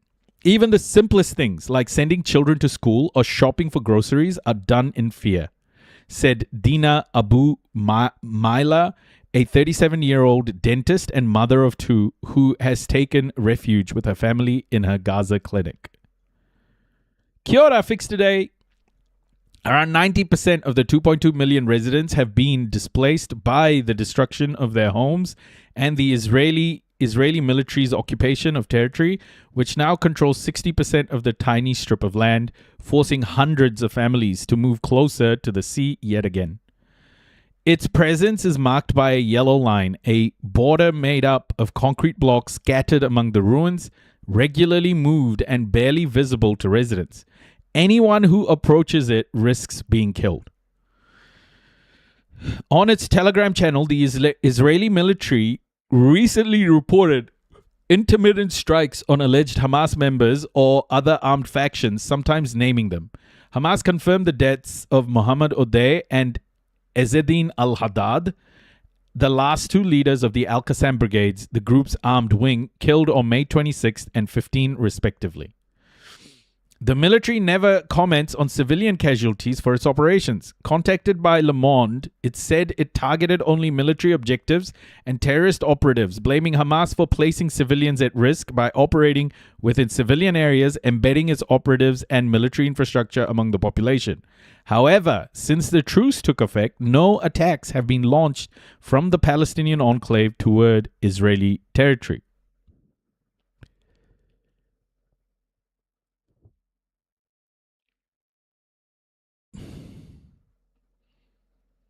I have added Motion's links to Discord fundraising channel. Nice. My Clothes Brush, if you could let him know in TikTok as well. He's asking on TikTok. Just let him know that we've done that, please. Thank you. Catastrophic humanitarian situation. In its June 3rd report on the situation. Thank you so much, My Clothes Brush. I appreciate you. Thank you. I hope that didn't come off as like giving you an, instructions or orders or whatever. I'm sorry if it did. I didn't mean for it to sound that way. In its June 3rd report on the situation in the occupied Palestinian territories, the United Nations highlighted Israel's systematic failure to take constant care to spare civilians and civilian objects in its conduct of hostilities in Gaza. The humanitarian situation remains catastrophic, according to the UN Office for the Coordination of Humanitarian Affairs, OCHA, particularly in Gaza City and its surroundings, which have been badly affected by recent attacks that have overwhelmed an already exhausted healthcare system. 84% of healthcare facilities are destroyed or damaged. Partially functional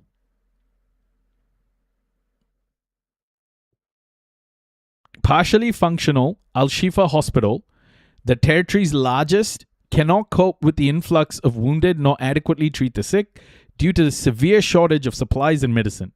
We've returned to the early days of the war. There isn't a single day without attacks. Bed occupancy at Al-Shifa has reached over 120%. The cases we see are very serious: burns, head, abdominal, and limb injuries. This requires multiple surgical specialties we are no longer able to provide, said the hospital's director, Muhammad Abu Salmiya.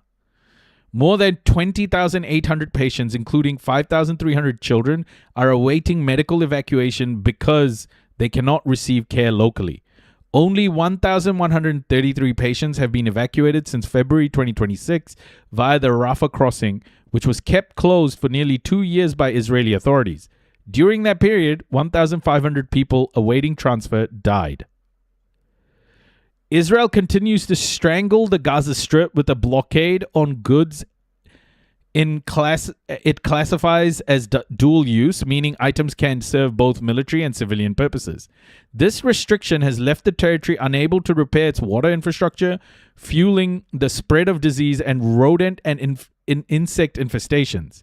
The humanitarian target of 600 aid trucks entering per day is not being met, according to the UN. Deliveries remain at less than a third of pre-war levels, and food insecurity remains severe among the population.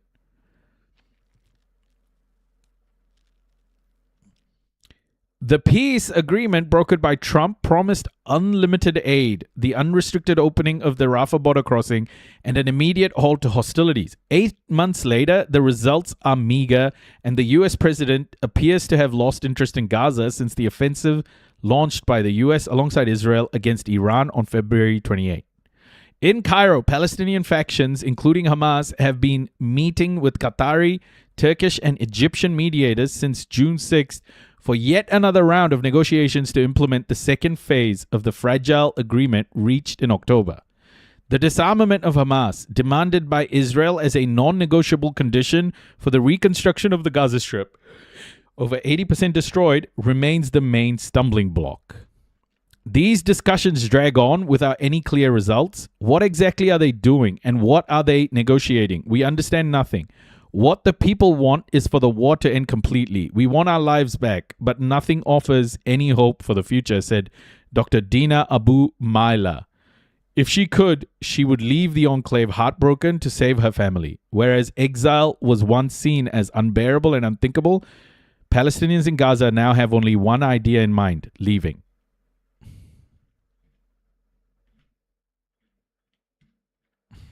Man. It's so insane. What Israel is doing is just making the living situation so bad, that they don't have, that Palestinians have no option left other than to leave. Like, that's the goal. They've made it clear as well. They've made statements about it. That is definitely the goal for Israel. They're just going to wait it out. They're just going to wait it out, bomb them every once in a while. They're not going to improve the situation. And it's just going to be like this until Palestinians decide to leave or the world does something about this, you know?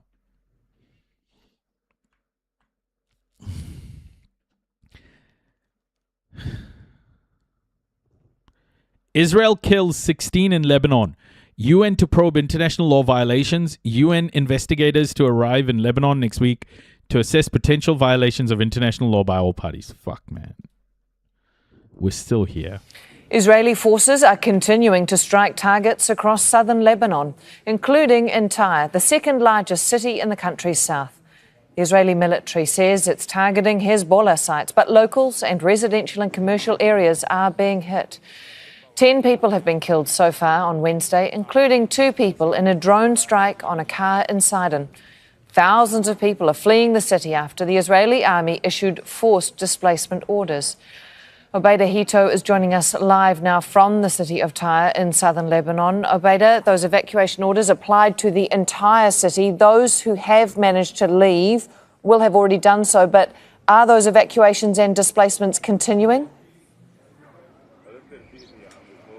That's right. The evacuations continue because the firing, the Israeli airstrikes, continue to get closer to the city of Tyre. We've already seen several deadly strikes today, very close to the city. That was following strikes yesterday that were also quite deadly in similar locations. Israel issued a forced evacuation order covering the entire city, including the Christian quarter, specifically telling people in the surrounding Palestinian refugee camps to leave.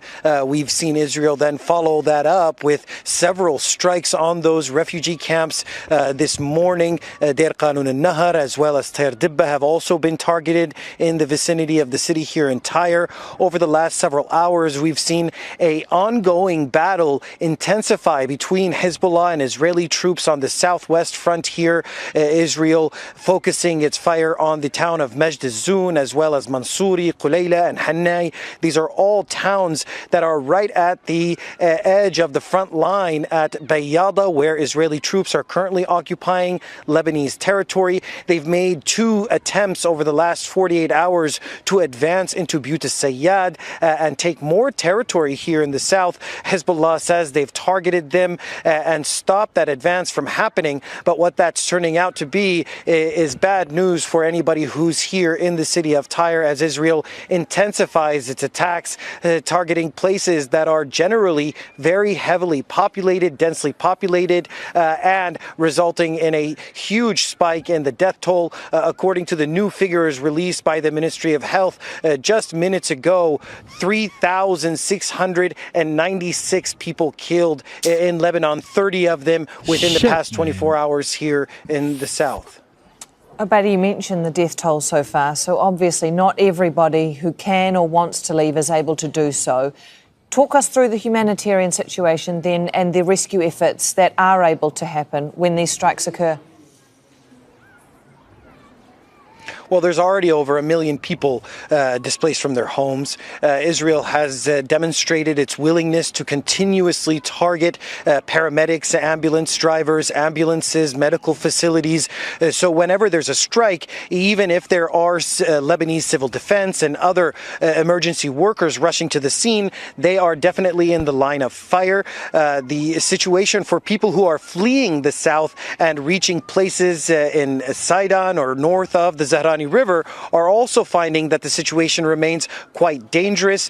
Just a couple hours ago, Israel carried out a drone strike on a vehicle in the city of Sidon, where tens of thousands of internally displaced people have gone and stayed for many of these last several weeks as the violence has increased, thinking it was going to be safe. But what we're seeing is that Israel is increasingly targeting moving vehicles in very densely populated areas. The forced evacuation orders that were issued today are all in the Sidon province, where tens of thousands of people have gone thinking it would be safe. And anybody who's on the roads trying to get out of the south, they have to take this one road that leads from Tyre to Sidon and then north of the Zahrani River.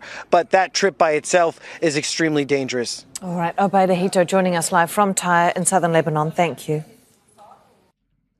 No, not 3,000 in 24 hours. 3,000 since March, but still, it's fucking insane.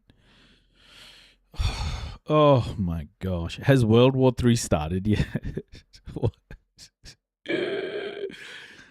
Dear me. Dearie me. What do you think about the Soccer World Cup? What do you think about the Soccer World Cup? Trump says world will not happen if he was not. World Cup would not happen if he was not. Trump's an idiot. He's just full of shit. He's a dumbass. Don't listen to anything he says. He's lying. He lies. He lies a lot.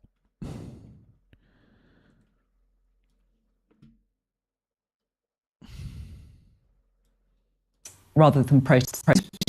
Are these racist riots rather than protests? Well, if you are targeting people on the basis of their colour of their skin, how else can you describe them? That is racist thuggery. There's no question about it at all. Yes! Oh my gosh! Oh. Oh my gosh. Because Zionists control the U.S. news. Bro, fuck, man. I can't believe that people haven't moved on from this, asinine, Zionist controlled media thing. It's like, guys, the West is fucking racist, okay? It's not that the Zionists control the media. The West has always fucked over black and brown people. Like, white supremacy has always been there for 600 years. This racist violence didn't start after October the 7th. This is hundreds of years. I have read a book about newspapers. I have read a book about newspapers in Aotearoa, New Zealand, between 1860 and 1880. Even in 1860, 1880, in Aotearoa, New Zealand, they were selling newspapers. There were so many publications. English settlers were selling propaganda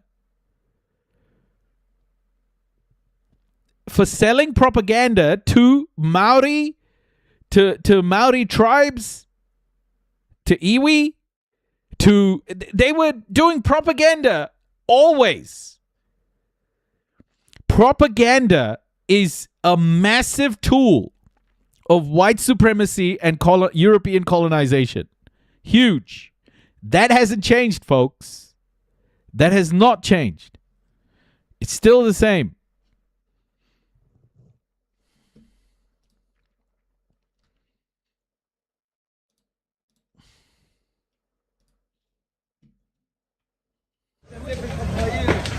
This is in Sidon.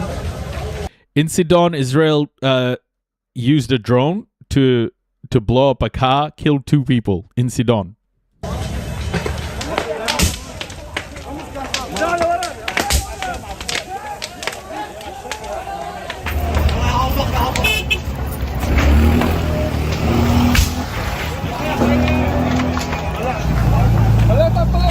Zionism is racism, but if you abolish Zionism, yep, we will still have white supremacy, is I think what you're looking for here. White supremacy. We'll still have white. Saida? Oh, okay. We call it Saida. Sorry, Tosco. I didn't know how to say it.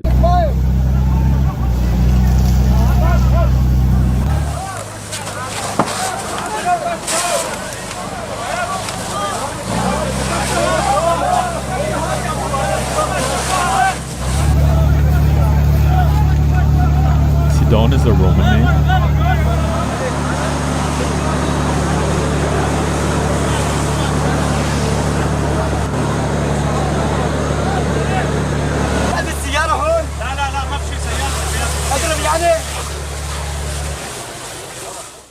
Poor people, man. Fuck.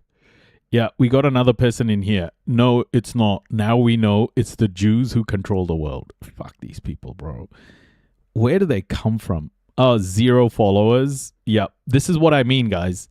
This is what I mean. This is what I mean when I say that we get people who just seem, it just seems like these people are planted to come in and make these sorts of points.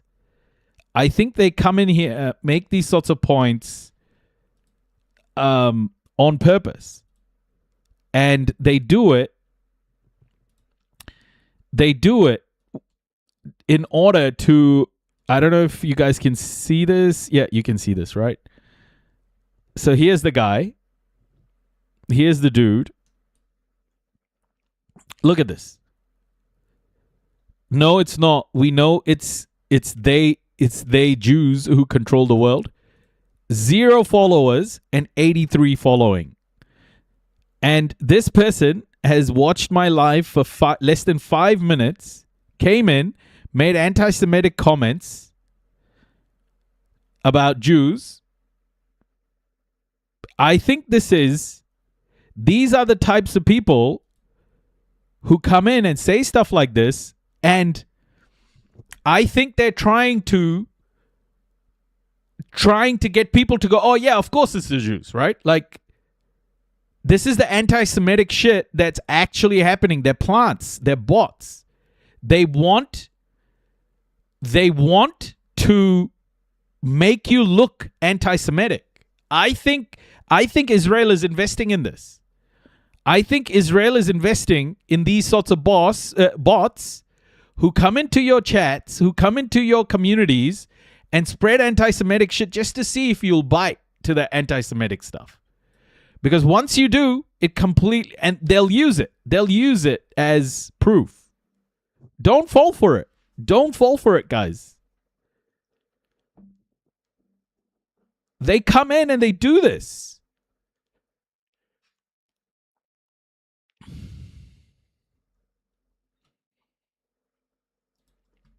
And it's so obvious too, you know? It's so obvious that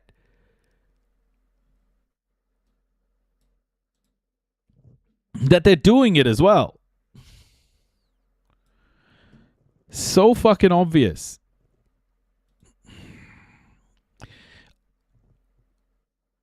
Get out of Ireland?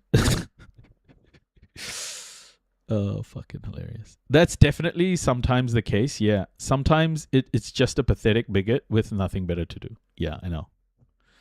But 0 followers, actually. 0 followers. When you look at it, when you look at that account, being in my chat for less than 5 minutes, came in and said that, it's obviously to make this community look anti-Semitic, you know?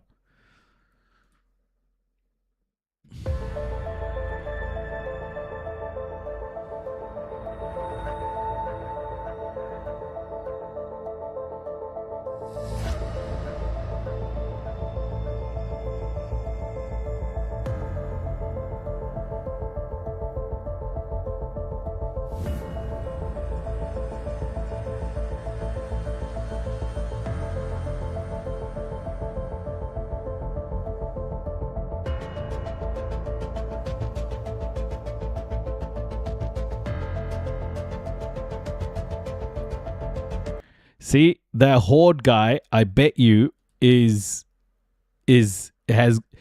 got that account probably went out, signed into that other account, and came back in. Look at this. This guy. So we muted that guy. Court blocked Sawick, and then another account came in called Horde and told me to get out of Ireland, and then said, you are anti-Semitic and everyone knows it. They went, logged into another account, and then came back in. This is what they do. They attack you. And they want you to do this. They want the gotchas. Thank you, Sarah. So this is what's happened. America has killed a couple of people. Are weird, yeah. They are very desperate.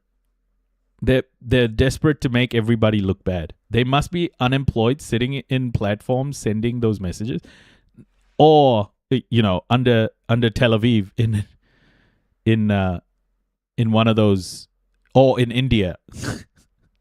Tommy Robinson is typing. Yeah, or Tommy Robinson. They benefit from TikTok to make action. Yeah. Or my neighbor. India summons U.S. envoy over attack on ship carrying Indian sailors off Oman. 3 Indian seafarers are missing after Oman rescues 21 others following a U.S. attack on the Palau-flagged Sete Bello. India has summoned a senior U.S. diplomat after U.S. forces fired on a Palau-flagged vessel with 24 Indian sailors on board off the coast of Oman, leaving 3 Indian seafarers missing. Yes, Steve, tell me about it. Tommy is from the town where I live, and he is nothing but a joke here. People laugh at him. Yeah.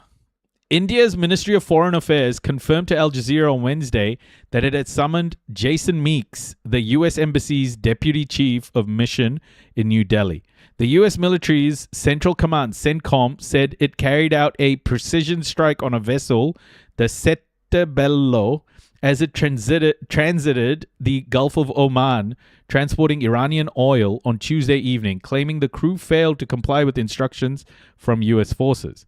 The ship was a chemical/oil products tanker which reported an engine room fire 20 nautical miles, about 37 kilometers northeast of Oman's port of Sohar, the United Kingdom Maritime Trade Operations Agency said.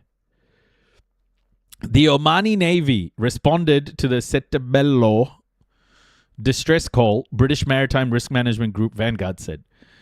21 Indian sailors have been rescued and 3 remain missing, India's foreign ministry said, condemning the violence and calling for an end to the attacks on commercial shipping and civilian infrastructure in the region. I never thought I'd hate the word precision. Yeah. Modi is a huge cuck, a huge US cuck, so I don't know. Might just be for sure. Yeah. Who knows with that guy?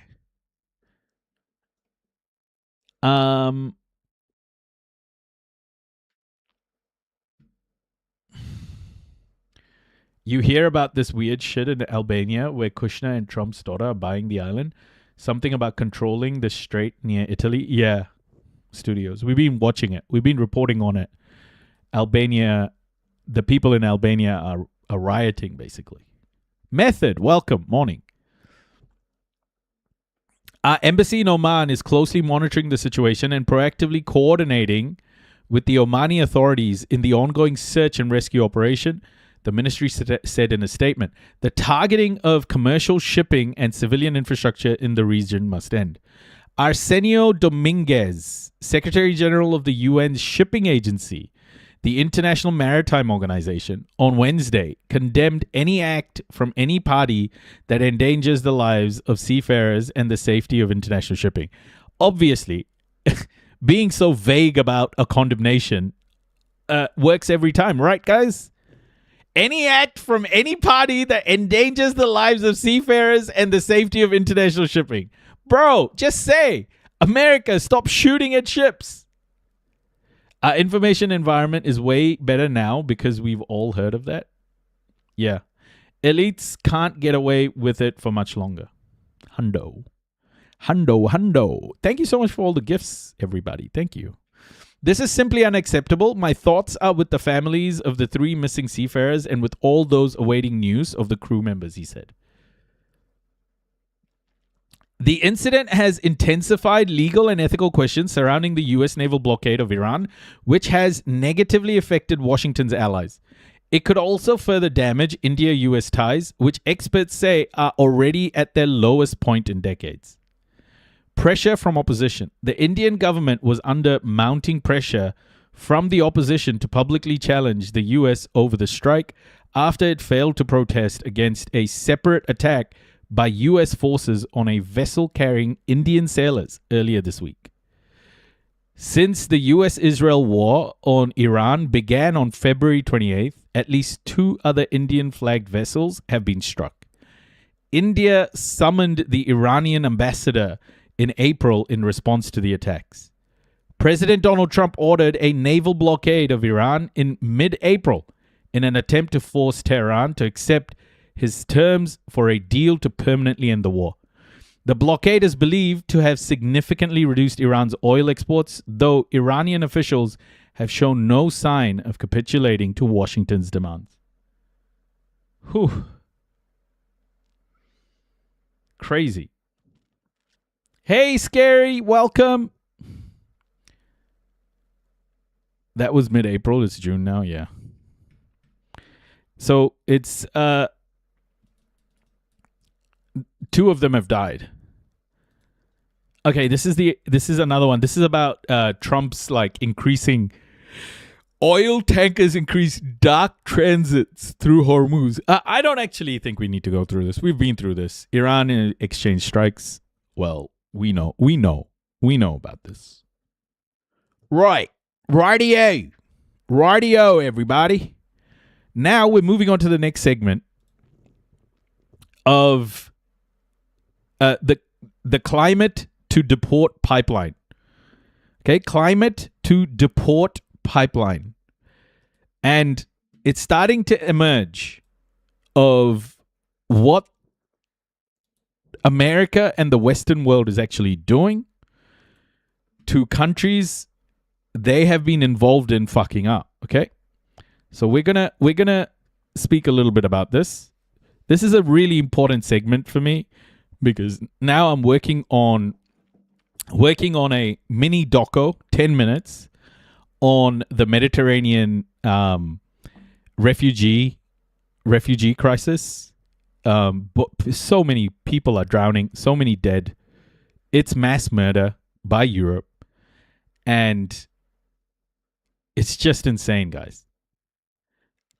So immigration is becoming a very key focus, especially refugees. It's becoming a key focus of this channel. And we're going to be following stories like this as immigration borders become a lot stricter and a lot more violent. That's what's going to happen. Trump targeting immigrants from countries hit most by climate shocks. A Guardian analysis reveals how most of the 39 countries facing U.S. entry restrictions are most vulnerable environmentally. Donald Trump's immigration crackdown is largely targeting people from the countries most vulnerable to displacement from climate-driven disasters, a Guardian analysis shows. As the Trump administration pushes policies to boost planet-heating fossil fuels, millions of people are being forced to flee their homelands due to storms, floods, and droughts worsened by the climate crisis. Of the 39 countries from which the Trump administration has fully or partly restricted entry to the U.S., 22 are ranked within the most vulnerable quarter of nations in the world of climate impacts, according to a Guardian analysis of data from the Notre Dame Global Adaptation Initiative, which assesses how prone jurisdictions are to the climate crisis. Nearly all of the most vulnerable countries are on a ban or visa pause, said Danielle Wood, an associate professor at Notre Dame. Immigrants from Chad and Niger, the two most climate vulnerable countries in the world, according to the index, are now fully barred from the U.S., as are people from Sudan, Somalia, and Sierra Leone, also among the 10 countries most exposed to climate impacts. You see what's happening here?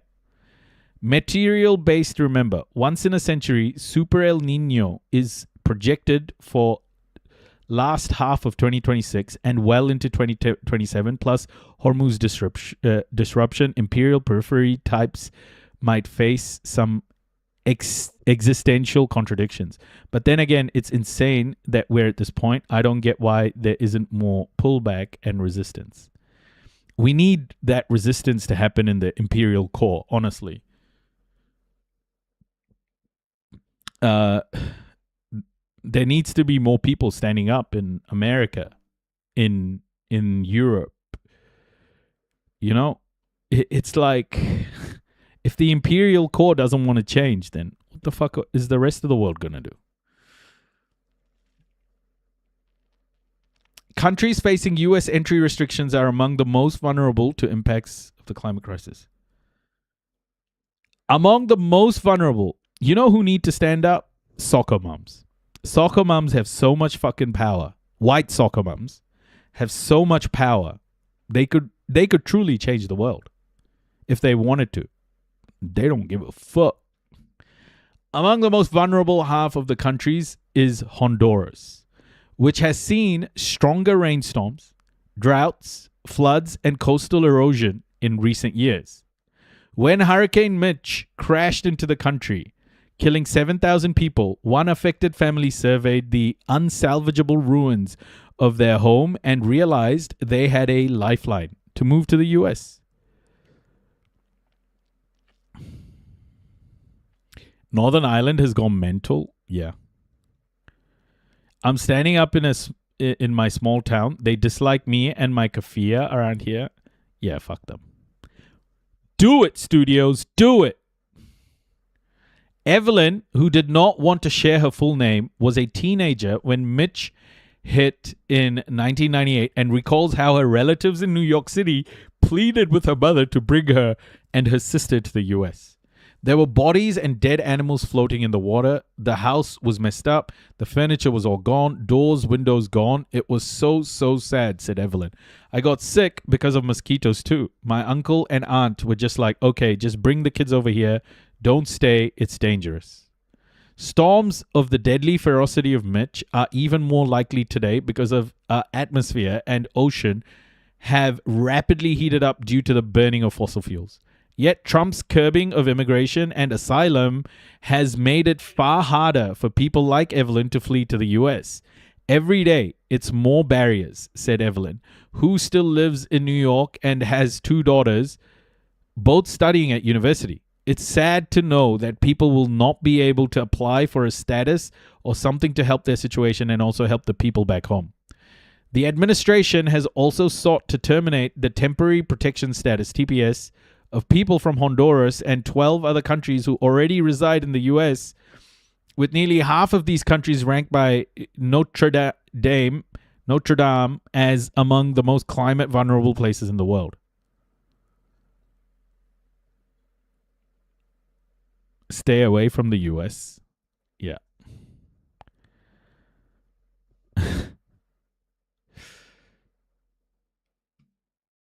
Stay away from the U.S. Bro, no one wants to go to that shithole. Trust me. The U.S. Supreme Court is now considering an appeal to the TPS revocation for people hailing from 2 of the affected countries, Syria and Haiti, which have suffered recent droughts and hurricanes, respectively, as well as violent unrest. When you flee to the USA and then realize it's actually the bad place, yeah. Environmental perils in these and other countries have been cited by the federal government when granting TPS status to allow people to remain in the US. But the current administration's sweeping bans on entry to the US will keep the radical Islamist terrorists out of our country and resolve deficiencies in vetting people, Trump has said. The State Department was contacted for comment about climate-related immigration. Most of the banned countries are at the epicenter of an escalating climate displacement crisis, with the United Nations estimating severe heat waves, droughts, storms, and floods have uprooted 250 million people globally over the past decade, the equivalent of 70,000 displacements every day. Wow. Holy shit. It's unknown how many of these people flee over borders, with most migration taking place internally. In 2025, nearly 30 million people were forced by disasters to move within their countries, recent figures show. Wildfires, such as those that incinerated parts of Los Angeles last year, were the largest cause of such displacement.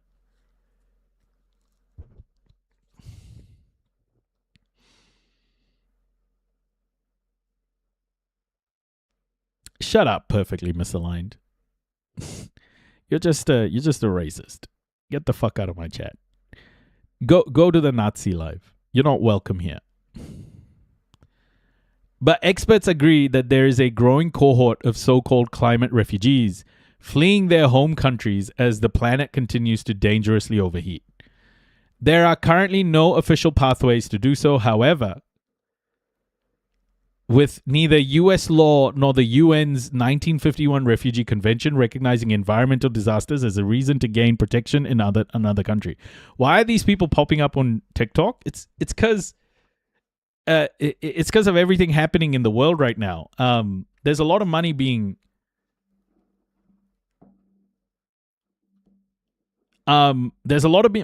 spent on stopping this, on stopping conversations about these things. All good, Scary. Enjoy work. I'll catch you soon. Good to see you.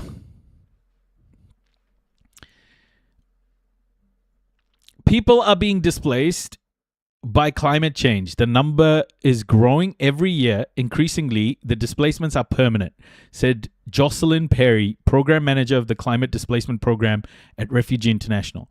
Residents of developing countries now blacklisted by the US struggle to deal with the loss of crops, sea level rise, and other upheavals worsened by global heating, she added. I'm gonna tell you guys this, okay? The next big thing for the world, the next huge impact for the world is going to be migration. It is going to be so massive. The West is already shutting its borders. Countries are starting to protect themselves. The coming displacement crisis is going to be so huge. The world is not ready for it. The world is just not ready for it. It's going to be hundreds of millions of people,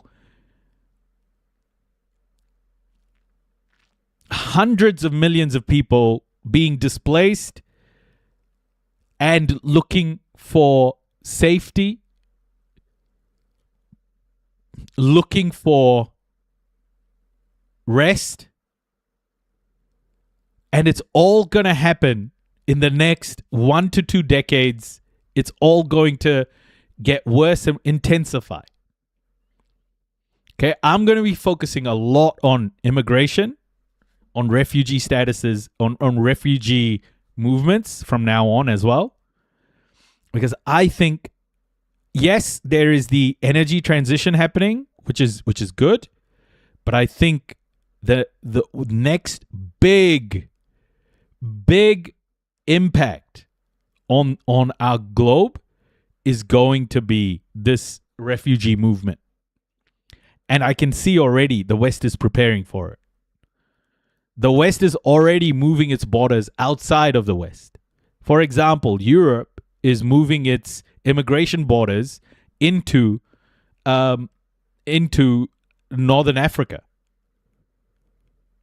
Europe is paying Libya and Tunisia and places like that to do border security for Europe in North Africa. So Europe is moving its borders further away from Europe and trying to block these refugees while creating the conditions for displacement in those people's countries. It's the largest crisis we're about to face. The climate crisis is going to displace so many fucking people. We are not ready for this. We are just not ready for this. This is the next big thing that's about to happen. The world is about to be hit by one of the largest human tragedies, and we are not even thinking about it. People are being displaced by climate change. The number is growing every year increasingly, and displacements are permanent, said Jocelyn Perry, program manager of the Climate Displacement Program at Refugee International. Residents of developing countries now blacklisted by the US struggle to deal with the loss of crops, sea level rise, and other upheavals worsened by global heating, she added. A house in Florida may be able to withstand a Category 4 hurricane, but there are people around the world unable to deal with that in any way, and they are bearing the brunt of this, said Perry. Advocates say that people will typically be displaced by a climate-fueled disaster, which leads to a separate but related misfortune, such as violence, that spurs them to leave their country. War or persecution can, unlike climate change, be used as a reason to claim asylum. Climate change is not necessarily the first issue that displaced people raise, said Perry.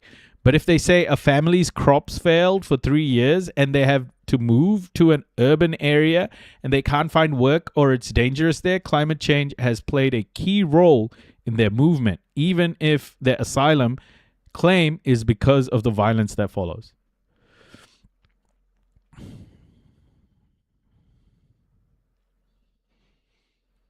The U.S. is the world's largest emitter of planet heating pollution in history.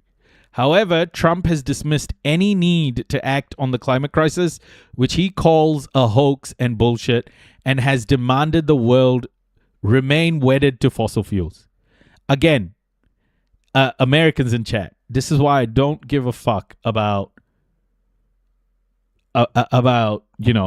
Americans feeling sad about me going hard on Americans.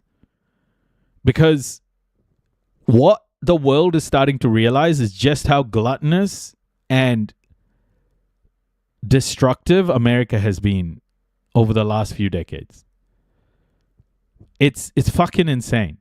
And then we still get people coming in saying, "Oh, it's not me, it's my government," right? I can't understand this, guys. Like, take accountability. Know that you are in the imperial core. You are in the imperial core. You hold the hopes and dreams of so many in the global south for an improved world. And the inaction from Americans is stark. American people hold the key to creating a better world for everybody. And yet, Americans will not act.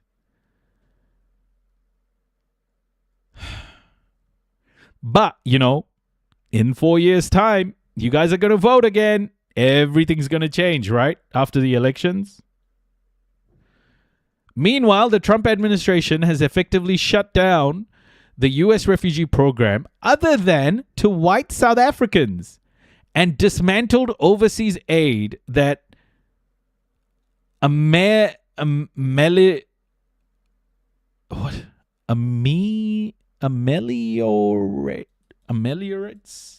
What's ameliorates? I've never heard of this word. Hold on. Ameliorate means to make bad, unpleasant, or complex situation better, more tolerable, or more satisfactory. Nice. Ameliorate. Nice. Overseas aid that ameliorates the symptoms. Why couldn't they just say that improves the symptoms? Why couldn't they just use improve, man?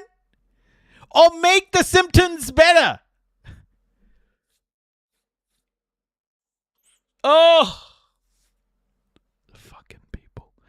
Ameliorates the symptoms of a warming world, such as the spread of disease. Cuts to USAID engineered by Elon Musk,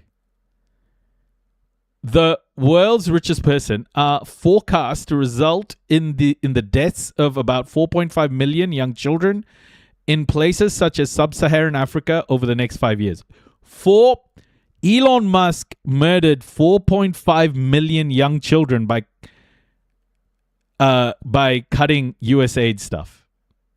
For Americans, think about this.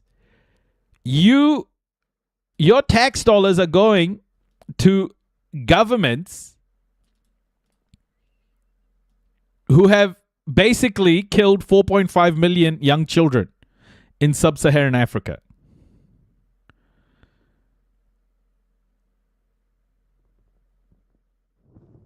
Maybe one day you can discuss changes you think Americans can make on a daily basis. I already have.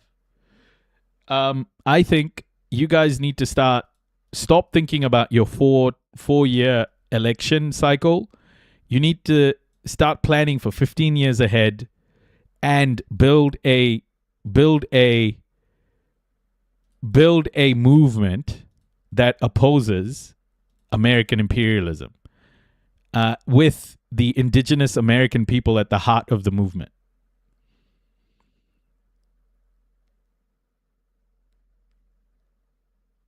Okay. And that's how you do it. You've got to build some opposition here.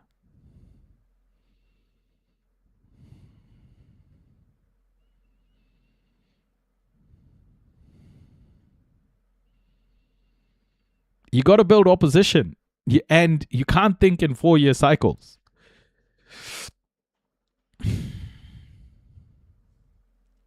Hey, Anna.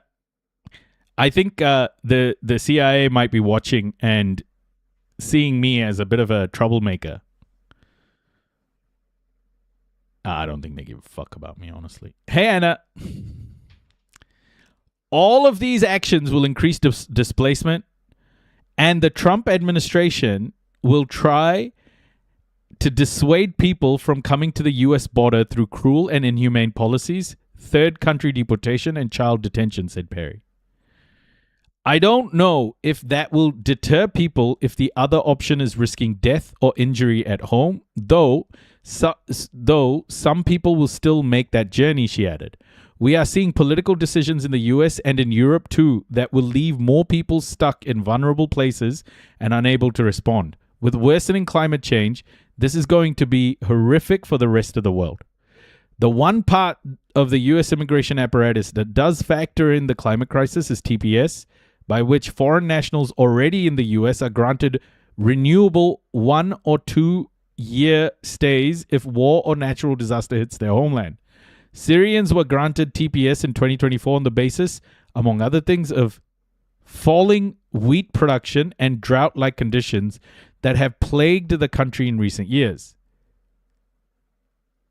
Ethiopia has been hit by severe drought and flooding, displacing more than 4 million people.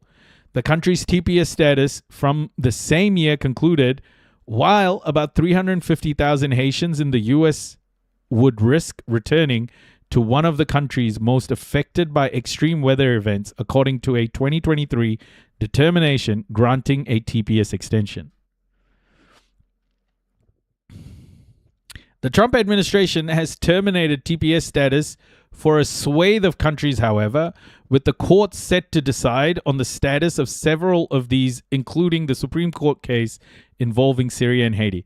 You know, weirdly, these race riots that are going on in Northern Ireland and the race riots going on in the UK, these are the types of things that will actually help the global south in a weird way, because it's the imperial core destroying itself. And so when these idiot white supremacists are destroying their own country, when they're destroying their own countries, it makes the world more equitable, weirdly. Because it means the imperial core looks away from all of the shit it's doing in the world. It has to, because it needs to start investing in its own countries. It can't. World War II, for example, right? World War II, it was World War I and World War II. It was Europe. It was Europe fucking itself up. And since then, Europe hasn't recovered. But it still poses a huge threat because of the vast amount of wealth it's built by raping and pillaging the world. So, yeah, the racist uprisings are bad, of course, in the short term for brown and black people. Ultimately, though, the imperial core getting destroyed by white supremacists, the irony of that, is still, probably making the world far more equitable. So yeah, I mean, the more these idiot white supremacists do that to themselves, it's a massive own goal. Idiotic, massive, massive own goal. There are tens of thousands of people who have fled because of natural disasters, said Jeffrey Pipoli, a lawyer representing 6 plaintiffs from Haiti, which has been hit by 2 huge hurricanes since 2016. Haiti has been smack dab in the middle of this for decades. See how Donald Trump came in with his white supremacist fascism and became more overtly engaged in it in the world? And immediately after If he was just doing it to the rest of the world, Europe did not pillage anything. They worked very hard to grow what they have.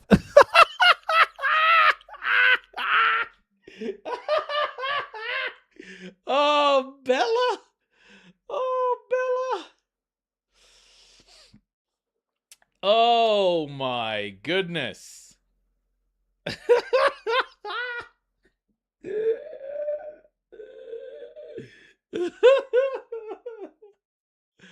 Oh, my gosh, dude. Who wrote that?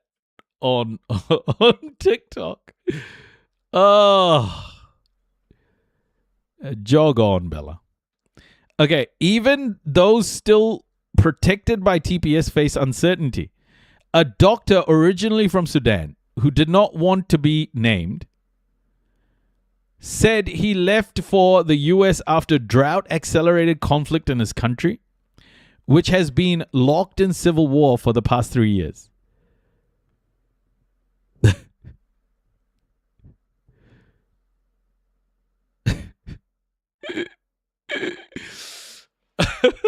Why did they have slaves then? Bro, you don't even need to go that far. It's just... Oh.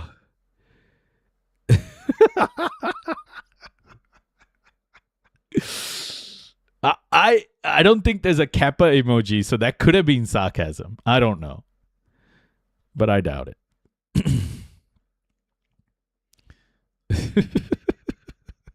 This is so fucking funny, bro. It's too dry. There's not enough water. The lands were just left without anyone to cultivate them, and millions have fled, he said. The conflicts are affected by climate change and the difficulty of people sharing resources in that part of the world. I did not see any hope in things improving. Europe worked so hard building all of those wooden boats to go to the colonies. Yeah.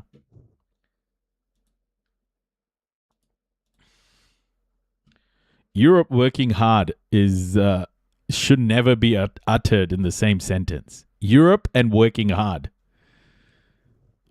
Sudan is still on the TPS list, but only until October. It would be very, very tough, very difficult to go back, said the doctor, who has still not heard whether an application made for a work permit has been successful. One of the reasons people came to the US is because they think there is a law, everybody is treated equally. But I think this is no longer the case. Buddy, it was never the case. The Supreme Court ruling is expected by late June or early July. Efforts to update the US immigration system to include consideration of the climate crisis have so far floundered. The 1952 Immigration and Nationality Act, INA, defines a refugee as anyone who is unable to return to their home nation due to a well-founded fear of persecution based on race, religion, nationality, membership in a particular social group, or political viewpoint.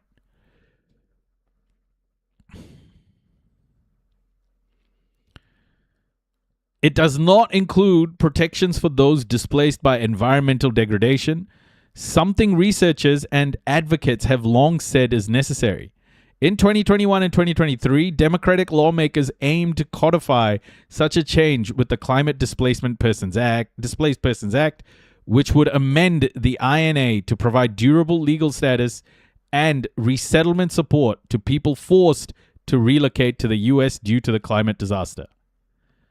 As disasters supercharged by climate change cause disruption and devastation around the world, the Trump administration wants to both destroy programs meant to build more resilient countries and make it impossible for those without recourse to seek refuge in the United States, said the Massachusetts Senator Ed Markey, who introduced the proposal both times.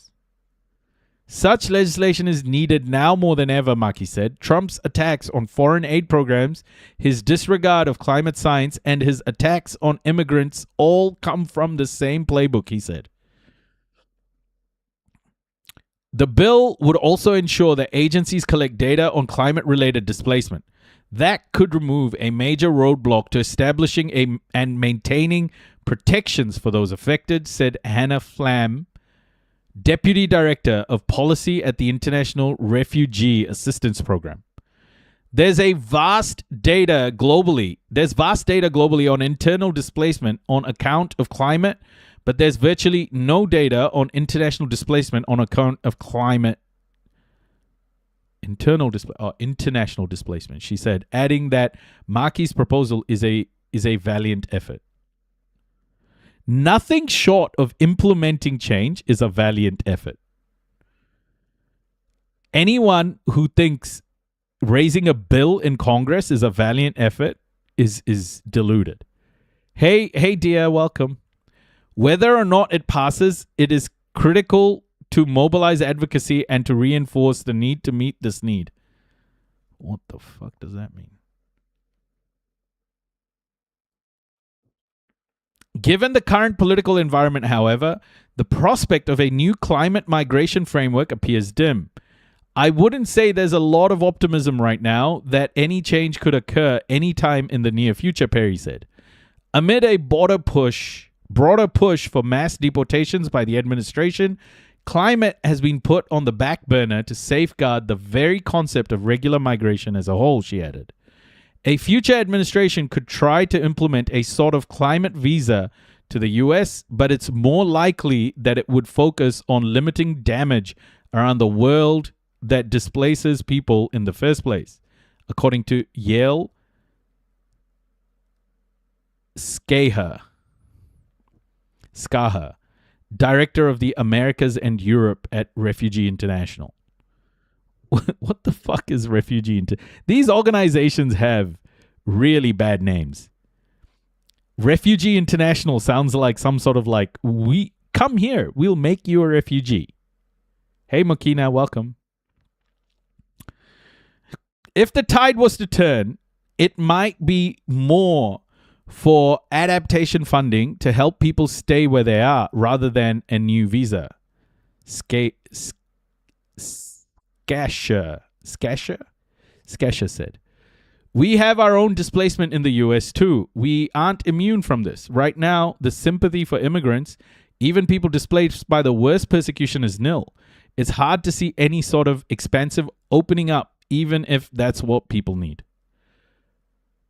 All people becoming refugees, yeah. It's dire, folks. I'm telling you right now, the world isn't ready for this chapter of displacement. The world's just slow walking this. After a Democrat standoff, Trump signs $70 billion immigration enforcement bill. Immigrant advocates warn the bill offers few guardrails, though it boosts funds for ICE and CBP amid Trump's deportation campaign. United States President Donald Trump has signed into law a $70 billion funding bill for immigration enforcement, capping a months-long standoff with Democrats after the killing of 2 U.S. citizens. The legislation signed into law on Wednesday provides funding for immigration and customs enforcement and customs and border patrol for at least the remainder of Trump's term. Mike Jaw's punchable face in the background. I see you. Hey, do you think if America,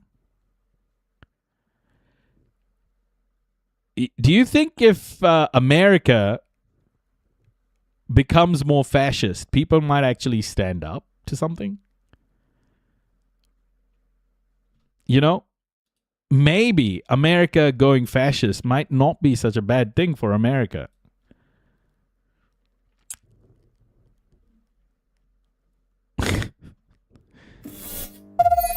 New follower detected.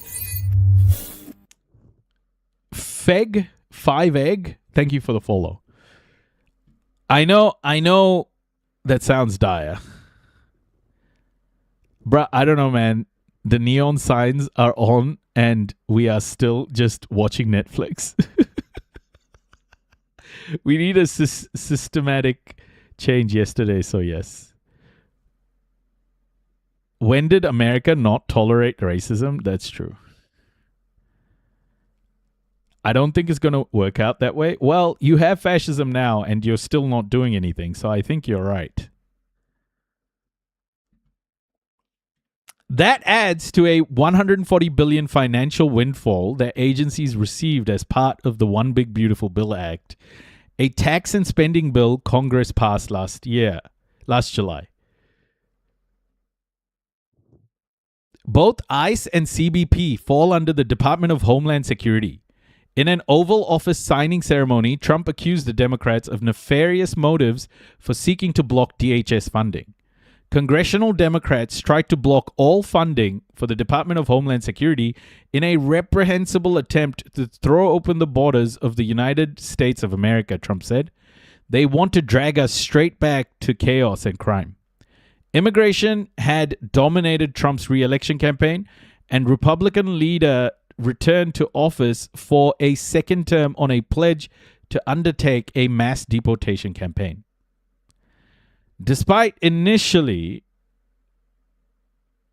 Trump is actively bankrupting the country. Great. That sounds amazing. When do you think the world government would fall? Do you mean America? America is the world government right now. Despite initially saying his administration would only target criminal offenders, the strategy quickly expanded to target individuals without criminal records.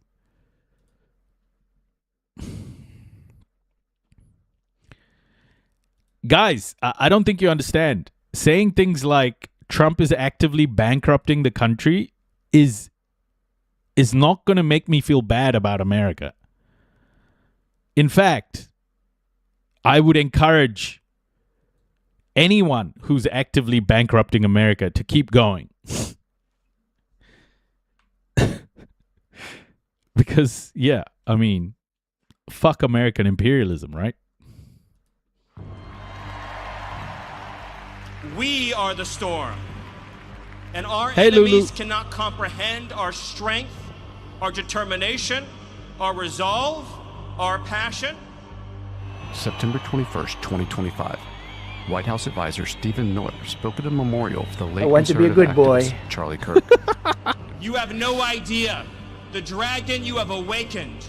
You have no idea how determined we will be to save this civilization, to save the West, to save this republic. At the time of this speech, Absolutely not, Kinder. And I am glad. Honestly, don't know what the fuck they're doing. Do you understand that? imagine being American. Fucking hell. Miller was overseeing the deployment of National Guard troops and militarized immigration enforcement units into democratically run cities across the U.S. It is so extreme that Hey, it Liban. unmasks, in a way, the administration. It's not Yeah, about the nah. worst of the worst. It is about the civilization, the protectors of that civilization versus everyone else. I want to be a good boy. And just 2 days before, he was involved in directing a strike on a small boat in the Caribbean. Should have stayed in Mexico. Yeah, I agree. I mean, look at what Scheinbaum's doing, you know? Sea. These organizations can only be defeated with military power. The third of more than 60 strikes that have resulted in over 200 deaths to date. He's an absolute ideologue. I would describe it as fascism. Ice out now! Ice out now! In this episode of Fault Lines, we traveled across the country, examining the impact of Stephen Miller's agenda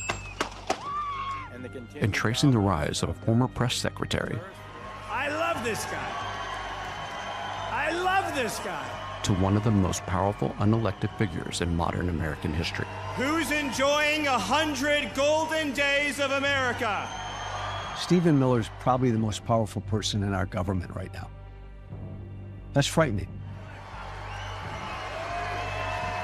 He is something special. And he's been with us right from day one. Right from day one, Stephen's been there, right? He's been great. The thing, I've said this a couple of times, the thing that bothers me is not that America is being bankrupted, because fuck it. I mean, let them be bankrupted. It's more the fact that America will say, if we can't have the world, then you can't either. And I think white supremacy as a whole thinks that way. And I've said And one of the things that I'm starting to understand is there's no violence like white fragility. There's really no violence. Every bit of violence you're seeing right now in the world is about the fragility of white supremacy and fragility of whiteness. And here's just a little bit, okay? I just want to show you guys this image. I want to show you this image. Hold up.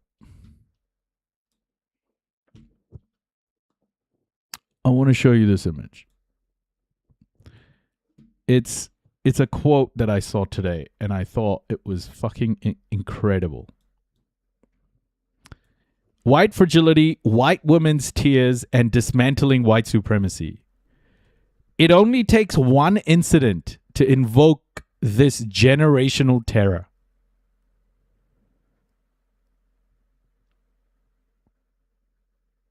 This is what it is. White supremacy is generational terror.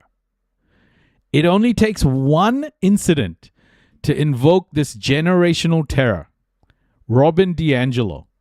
I read this quote today and I was like, you know, you think about everything that's happening in the world right now at the hands of white supremacy. It's at the hands of whiteness. And you realize that it is generational terror. It is terrorism.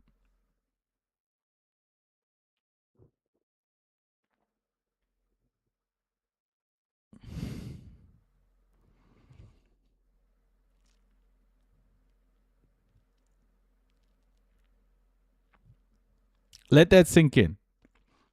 Let me read the top part again. White fragility, white women's tears, and dismantling white supremacy. Robin DiAngelo, whatever book you have, buddy, I'm buying it. Because, yeah, I agree with you, bro.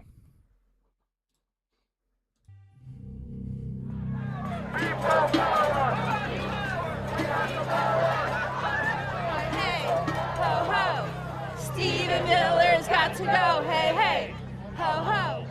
Americans have come out across the country today to protest Trump and what they're calling No King's Day. And a lot of those protests are happening in city centers or capitals across the country. But here, they've chosen to march to the military base where Stephen Miller lives.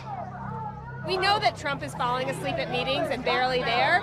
There's somebody who is actually calling all the shots here, and his name is Stephen Miller. Stephen Miller is really the architect of everything that's happened in this country to shut down legal immigration and vilify immigrants and drive them out of the country. Just months earlier, Miller oversaw the deployment of more than 2,000 National Guard troops to Washington, D.C. We are not going to let the communists destroy a great American city, let alone the nation's capital. So we're going to ignore these stupid white hippies. Incoming raid detected. Thank you, Raiders. Welcome. Hope you stick around and hit that follow button. Neuro, what up, Neuro? Welcome, welcome, Raiders. How are we? How are we? Welcome in, welcome in. It's good to have you here, Neuro. Welcome, everybody. Good to see all of you. Hope you had a great stream. Gift sub detected. Sharing is caring. You shared. You cared. Oh, thank you. Yo, call me Quinoa Club. Welcome, welcome. Welcome, folks. Welcome. Thank you so much for the resub as well. Call me. Oh. Thank you, everybody. Welcome in, welcome in. Hope you're all doing well. We are watching a doco about Stephen Miller. You're being greeted with a doco about Stephen Miller. The topic. Hype train detected. We are chugging. Let's keep this momentum going. Let's go. Whoa. I don't know if I need to turn that. Resub, a loyal, noisy crew member. Oh my gosh. Thank you for your continued support. Thank you. Studios, thank you so much for the resub. Thank you. New follower detected. Oh my gosh. Luciferian, thank you. 8 months, Luciferian. 12 months, Studios, thank you. And Shazam, thank you for the follow. Oh, welcome in, everybody. It's enough to give you a nightmare? Yeah.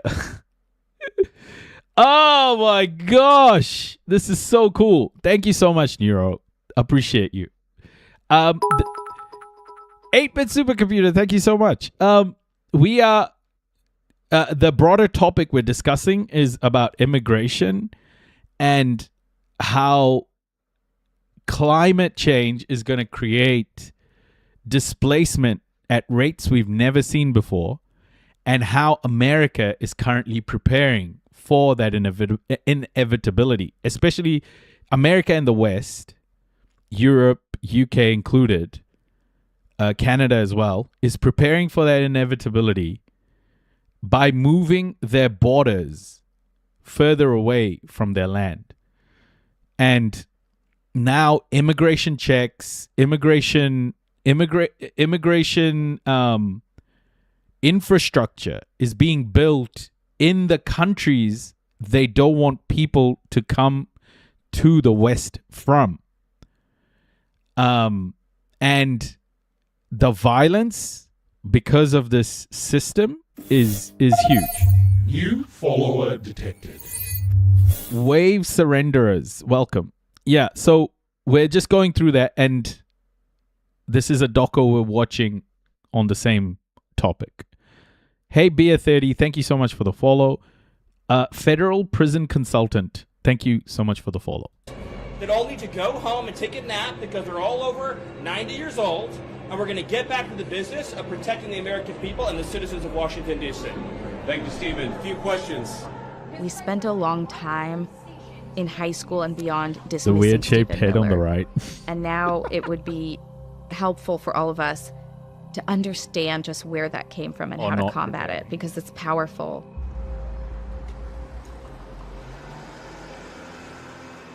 To learn more about Stephen Miller's meteoric rise, we spoke to people who grew up with him in Santa Monica, California. So Stephen Miller is basically like Goebbels, right? Like he's very Nazi-esque, isn't he? Yes, this is our Lincoln Middle School yearbook for 8th grade. You can see it's a super diverse group of kids. Janess Hartley was a classmate and a friend of Miller's from middle school through graduation. We were in AP government, US government together.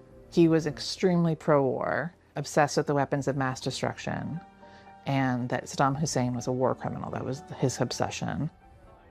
A video of him expressing this surfaced early in Trump's first term. But as for Saddam Hussein and his henchmen, I think the ideal solution would be to cut off their fingers. I don't think it's necessary to kill them entirely. We're not a barbaric people. We respect life. Therefore, torture is the way to go. Keisha Ram followed them 1 year behind. Jesus. Asylum seekers are put up in accommodation. Put up in that have private equity investor owners in Ireland. It's all a grift. Yeah, it's $1 billion industry. Yes. Stephen really wanted to be heard. He wanted people to know his opinion and to care about his opinion. Santa Monica is one of the wealthiest cities in the United States. Noisy crew member detected. Thank you for your continued support. Jaeger08 Larson, thank you so much for the resub. 6 months. Nice. Welcome. Thank you so much. Thank you so much. And a progressive stronghold in California. I think Stephen... Oh my gosh. More people into the noisy crew. Your efforts are noted. 5 gift subs. Thank you so much. Thank you so much, Jaeger Larson. Thank you. Oh my gosh. 5 gift subs. Amazing. Thank you. Even USA Juice sees Stephen Miller as a very extreme in his views. Despite militarization of DC, the crime rate was not reduced. Yeah, militarization doesn't usually affect crime rate in the way people think. Militarization makes crime go up in a lot of cases. We have multiple people involved in this admin that actively admire Yahtzee thinkers. Yeah. Hated Santa Monica. I think that is so much of what's wrapped up in Stephen's hatred of liberalism. The left-wing politics and changing demographics of the city were reflected in their high school. They stayed away from Even though problem he grew areas. up with Hispanic friends in a school with a lot of Hispanic population, something about it was very bothersome to him. He could still really shame people back into the shadows by talking about their parents' working class jobs. There's the famous one from high school that we filmed when he was running for a student body office. The head of NASA, when we went to the moon, was an SS officer. Yeah, he was. Yes. Am I the only one who is sick and tired of being told to pick up my trash? We have plenty of janitors. We had a message board, and he was always talking about people's needs to learn how to speak English, and he felt that Mexican immigrants didn't want to learn that, and that was somehow thank you so an much affront to for the bits. Americans. Thank you. That they refused to do so. Hey, by the way, everybody, it's Pride Month. Happy Pride Month.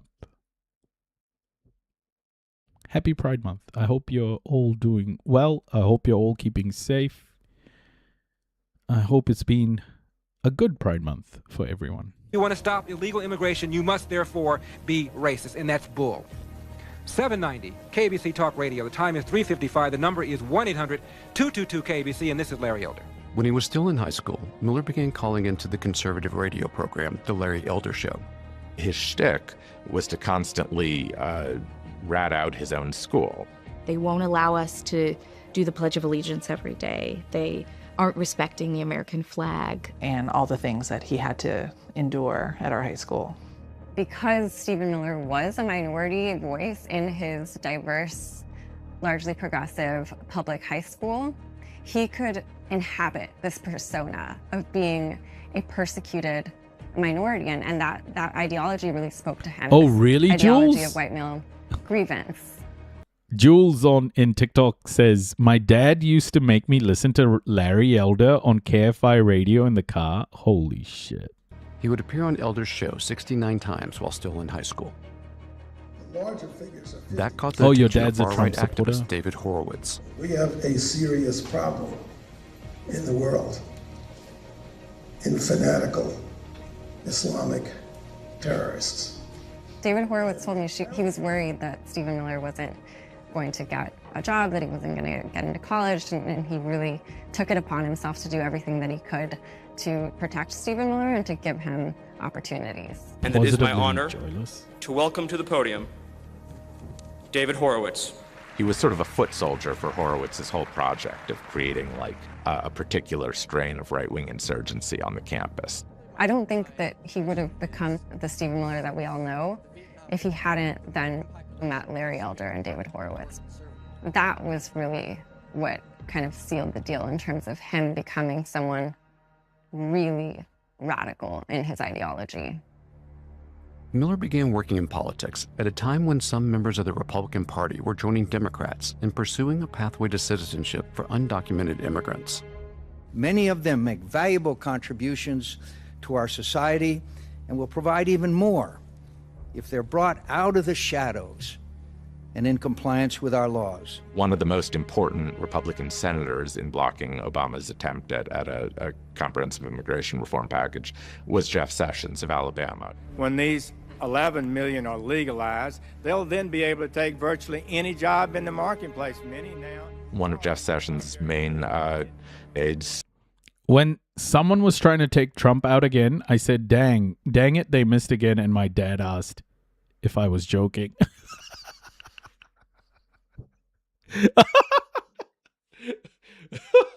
Oh my gosh, Jules! Was Stephen Miller. That's really when he became a player. You could argue that set the stage for a strongly anti-immigrant candidate like Donald Trump to run for president and win. Sessions would go on to be the first senator to endorse Trump for president in 2016. You see how Stephen Miller worked for many years to form this movement of his. If you want to form a counter movement to what is an American democracy, or at least, Democrats and Republicans, the two-party bullshit system, it's not going to take one election cycle or two election cycles, maybe not even three election cycles.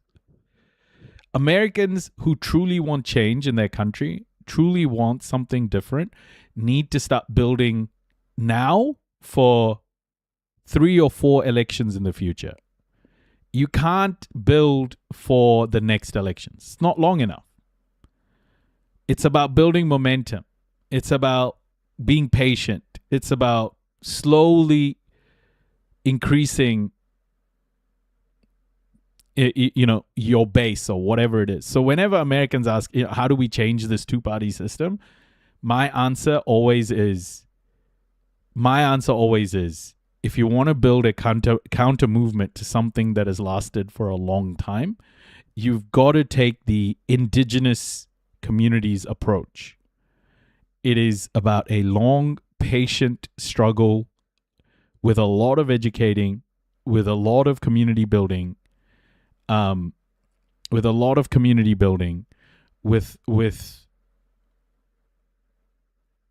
ensuring that you're constantly feeding and growing the community. It has to be a long-term effort and patience. It has to be. Thank you, not yet, Uhuru. You in New Zealand have done it. Look, the goal, I guess, for this community, for me, and I'm thinking very long term here. The goal for this community, and I've always set out, is to contribute towards making the world a more equitable place for all. And I know that journey isn't going to stop, or that journey isn't going to end before I die. This is something that has to be there for a long time. And when we talk about big problems like this, we have to sort of prepare ourselves for a long-term effort of speaking up, and a long-term effort of building community, of trying to learn how to do all of this stuff. Like, I've never built a community like this ever in my life.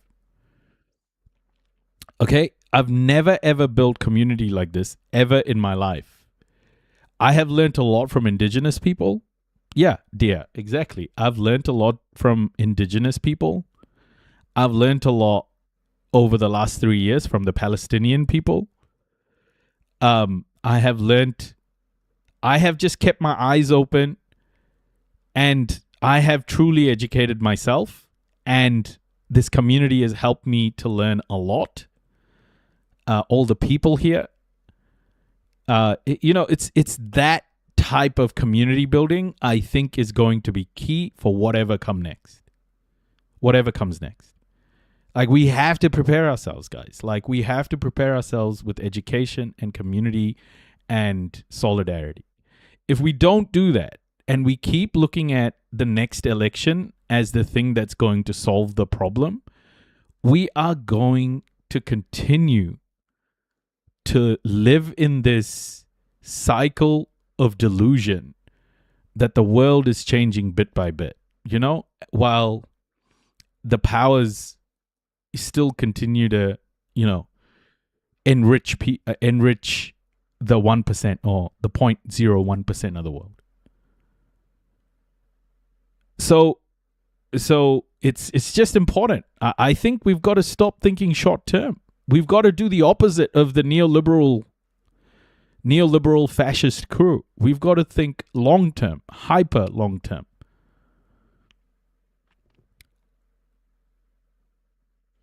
We've got to think hyper long term.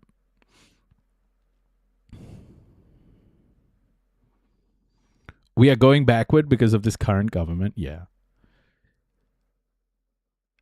But then look at what the current government did, Kiwi Wahine. They united Maori people. I think Tangata Whenua and Tangata Tiriti are more united than they have ever been. And I don't think that's going away. I think that solidarity has increased because this racist government tried to do something stupid and they created that solidarity. So I think there's always plus and minus, but the justice, but the direction of justice is going to keep heading, I think, in a positive direction, as long as we're all aware and continually building community around these subjects. We have to think long term. Like Maori people, the Maori community has been surviving, thriving for, the extermination of their people was attempted by white settlers, but they failed, and it's been a journey of patience and resilience and ensuring that their survival happens. But that's how indigenous people around the world do it. Because indigenous people rarely ever have the weapons, It's all taken away from them. So it's about community building. It's about building a movement. And Miller joined as a speechwriter, making his hardline immigration stance the driving force of the campaign. Starting in January of 2017, illegal immigration will be a thing of the past. It was a winning formula. Trump would never have come on the scene and captured my hardcore MAGA radio audience if he didn't harp on immigration. It's the same with Apache here in Arizona. So it's his signature issue. Stephen Miller is the brains behind his signature issue, every aspect of it. During Trump's first term, some of Miller's most hardline immigration policies, like family separation, Algernon, thank you, faced resistance from the courts, that's awesome, Democrats, and even officials inside the administration. But the experience was valuable. He and Trump and everyone on the right had 4 years to kind of think about what didn't work last time in terms of advancing their agenda and where the real levers of power are in Washington, and to prepare for that so that they could really come out swinging this time. And they did. You have a right to want a country that is of, by, and for Americans and only Americans. Nixon and 5. He's making it so they don't make the same mistakes that they made in the first administration. They're just not slowed down by fear of Congress or ugly politics or the administrative state. Please welcome to the stage Senior Advisor to President Donald J. Trump, Stephen Miller. Miller returned in the second administration as Deputy Chief of Staff for Policy and Homeland Security Advisor. It's going to mean an executive order ending the border invasion, sending the illegals home, and taking America back. Having grown up with him, it makes you realize that it isn't the smartest person you went to high school with who's running the country. It's the most shameless person. I mean, he was a press flack, and he suddenly became somebody who was designing immigration policy in the United States. Within days of taking office, Trump signed a series of executive orders shaped by Miller that restricted immigration, expanded deportations, and declared a crisis at the southern border. This is a proclamation guaranteeing the state's protection against invasion based on the current crisis at the southern border. The Trump administration has essentially shut down the southern border and shut down access to asylum for millions of people. In 30 days, the president sealed the border shut, declared the cartels to be terrorist organizations, has increased ICE deportations to levels not seen in decades, and we are shortly on the verge of achieving a pace and speed of deportations. This motherfucker has a brown wife. Okay? Has a brown wife. And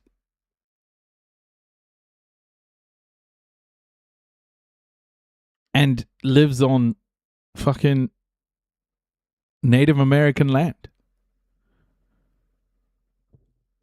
It's also fucking stupid. Like, these people are, there's something fundamentally wrong with these people. is that they're walking hypocrisy.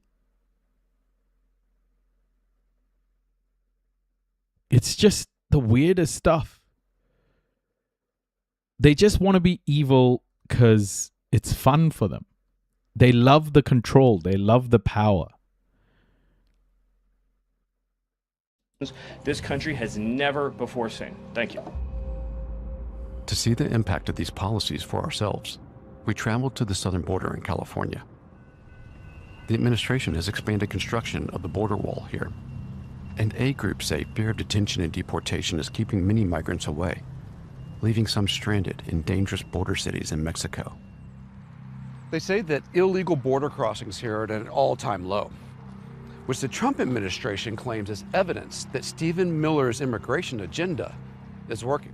He believes that the country is in a state of emergency. It is a consuming obsession. He believes that the presence of undocumented immigrants in this country, and really of anyone who doesn't conform to his image of Americans, is an urgent, immediate threat on a par with 9/11 or Pearl Harbor. I think Stephen Miller and others in the administration truly believe that they need to save white civilization from these invaders.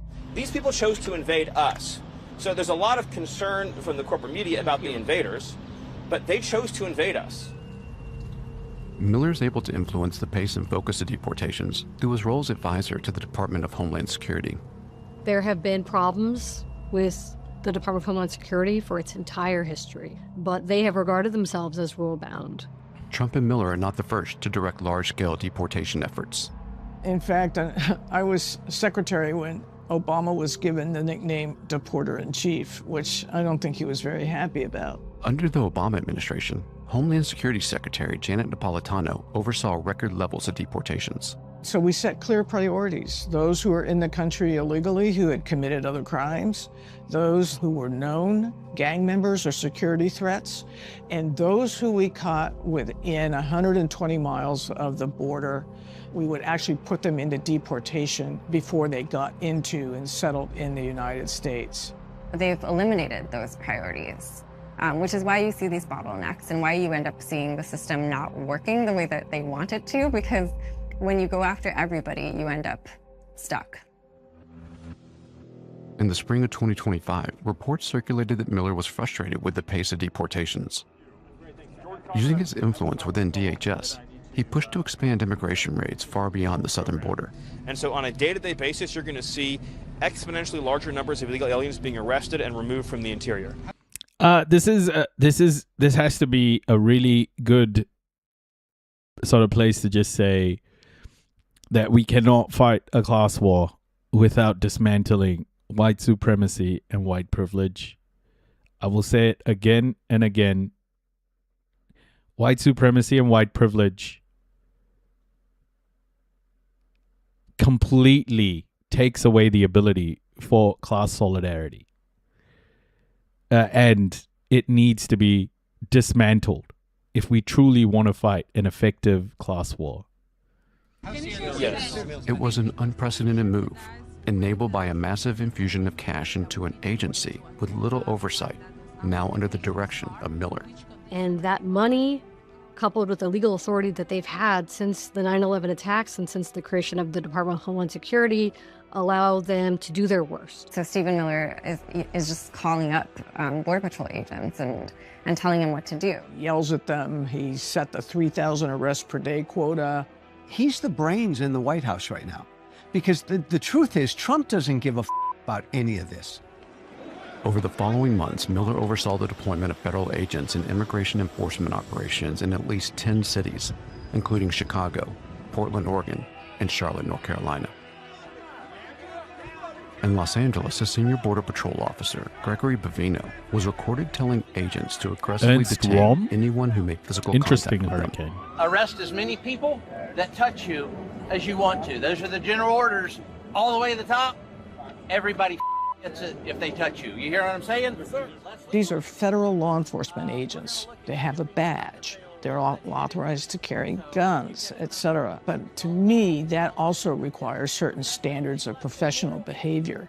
And they lost all of that because everything was about, let's just up the numbers, let's just up the numbers. The brazen nature of the civil rights violations, pulling people out of the street, forcing them down, forcing them to submit to having their face scanned, breaking car windows, pepper spraying into a car with a baby in the back seat. I mean, none of this was imaginable. When you turn something into a crisis and analogize it to a war, what you're really doing is creating license to behave like a military dictatorship and not like a society governed by laws. Americans began turning out in huge numbers to Look at what the Democrats are doing while this is happening. Fucking supporting Israel. It's so stupid, bro. Like, I can't believe Americans are still stuck in this Democrat versus Republican bullshit for so long. How the fuck is this happening? protest enforcement operations in their cities. And as the opposition to these operations grew, Miller took to television, claiming that those protesting immigration enforcement were terrorists. You have impeding law enforcement, you have seditious conspiracy, you have a conspiracy to deprive of rights, you have assault against law enforcement officers, but all of this meets the hallmark, textbook definitions of domestic terrorism. And speaking to ICE officers directly. You have federal immunity in the conduct of your duties. Because they're It's too not comfortable. a professional law Yeah. enforcement agency anymore. They just follow the orders of Miller, the outcomes that Miller wants. That is what guides their choices. Really, you can draw a line from statements like that to what then happens on the ground in Minneapolis and people being beaten and shot. In Minneapolis, Miller directed his largest enforcement operation, deploying more than 3,000 Border Patrol and ICE officers in what they dubbed Operation Metro Surge. Operation Metro Surge is the perfect storm of a immigration enforcement agency that's turned into basically an internal security force, and a White House that has given orders to arrest as many immigrants as you can, and anybody who gets in your way is an enemy of this administration. If you want to use the word invasion, that's what it felt like, and that's what it looked like.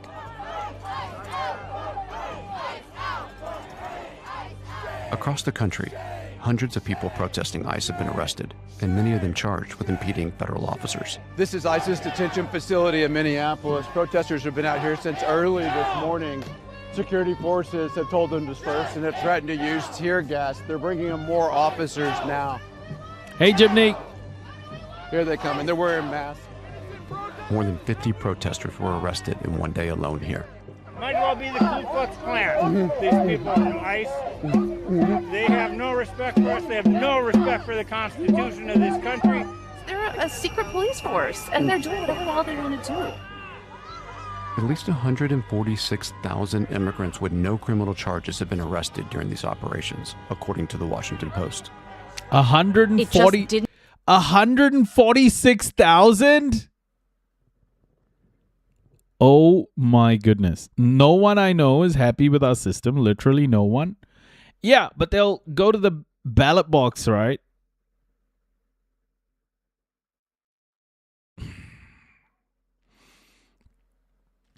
The American government is a repressive machine, a force that was first perfected on its own citizens before turned to the world. I don't know. It didn't surprise me at all to hear that Stephen Miller was doing everything he could behind the scenes to show. I think European colonization taught white supremacy a lot about how to be repressive. Raw, villainous power in the streets of America. He is very antagonistic against immigrants, but there's one group that I think he's more antagonistic to than immigrants, and it is the allies of immigrants, people who have privilege and choose to use that privilege to stand up for the rights of their vulnerable neighbors. On January 7th, 2026, an ICE... The mistake people will make through this moment is that seeing this as something that has arisen, after World War II, that it's Nazism. In fact, it's very American. Because even the Nazis looked at the Americans and said, wow, we want to be like them. Because Nazis Yeah, Jim Crow laws. And the Americans, the people who became Americans, were enslaving black people, were mass murdering Native Americans, and were being funded by a global system that was mass murdering brown and black people all over the world. 600 years of this shit. So, yeah, I mean, the repression was learnt. At this point, it's muscle memory. This is white supremacy. That's all it is. This officer in Minneapolis shot and killed 37-year-old mother of three, Renee Good. He claims she failed to comply with his orders. No! No! Shame! Shame! Oh my God! What the And just over 2 weeks after that, Border Patrol agents shot and killed 37-year-old nurse Alex Preddy, who'd been filming them and attempting to help a woman they pushed over.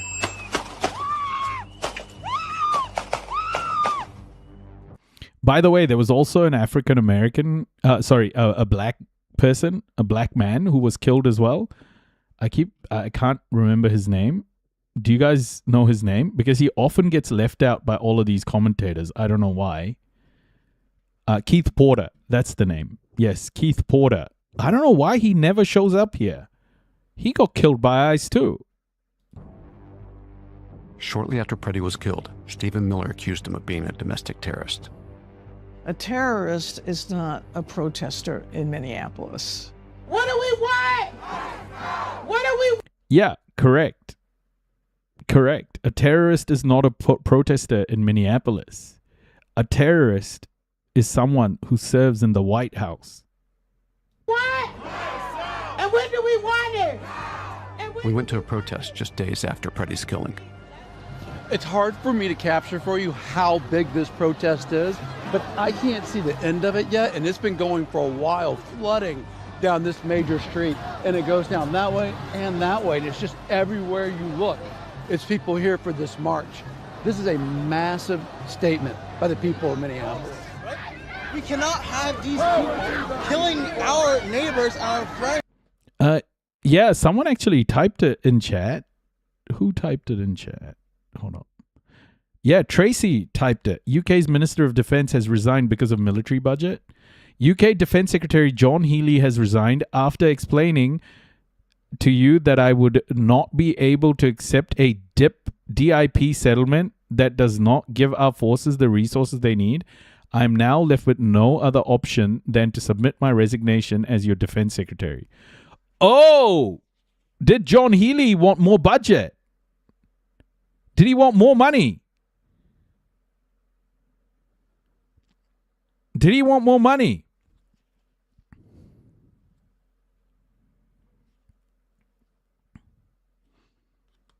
It's on Sky News.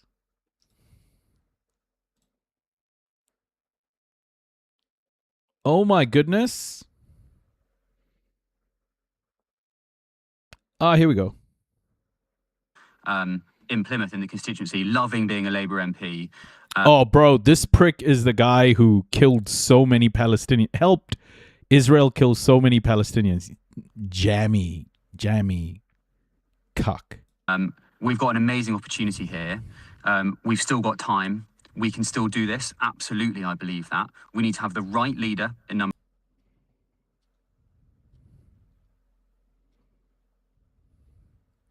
The UK Defence Minister, John I didn't Healey, follow on that, has Jimmy. resigned from his position.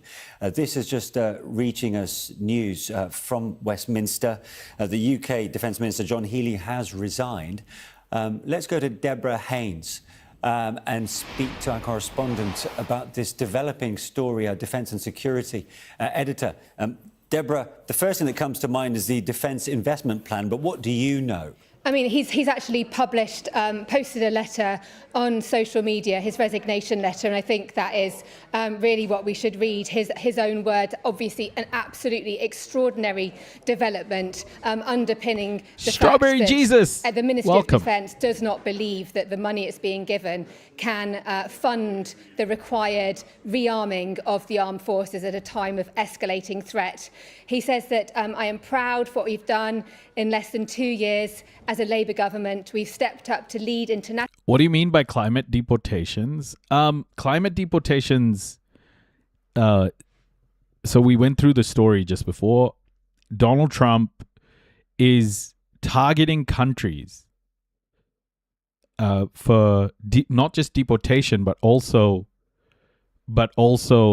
to ban people from coming over from countries that are most affected by the climate crisis. A lot of the countries he's targeted are countries most affected by the climate crisis. So the West is contributing the most to the climate crisis and creating conditions that are unlivable, especially America, and then blocking those people in those countries who are affected from going to America. It's the evil nature of this whole global system of immigration, deportation, and policing of global populations. So when I see a dipshit like this resign, it's time to fucking celebrate.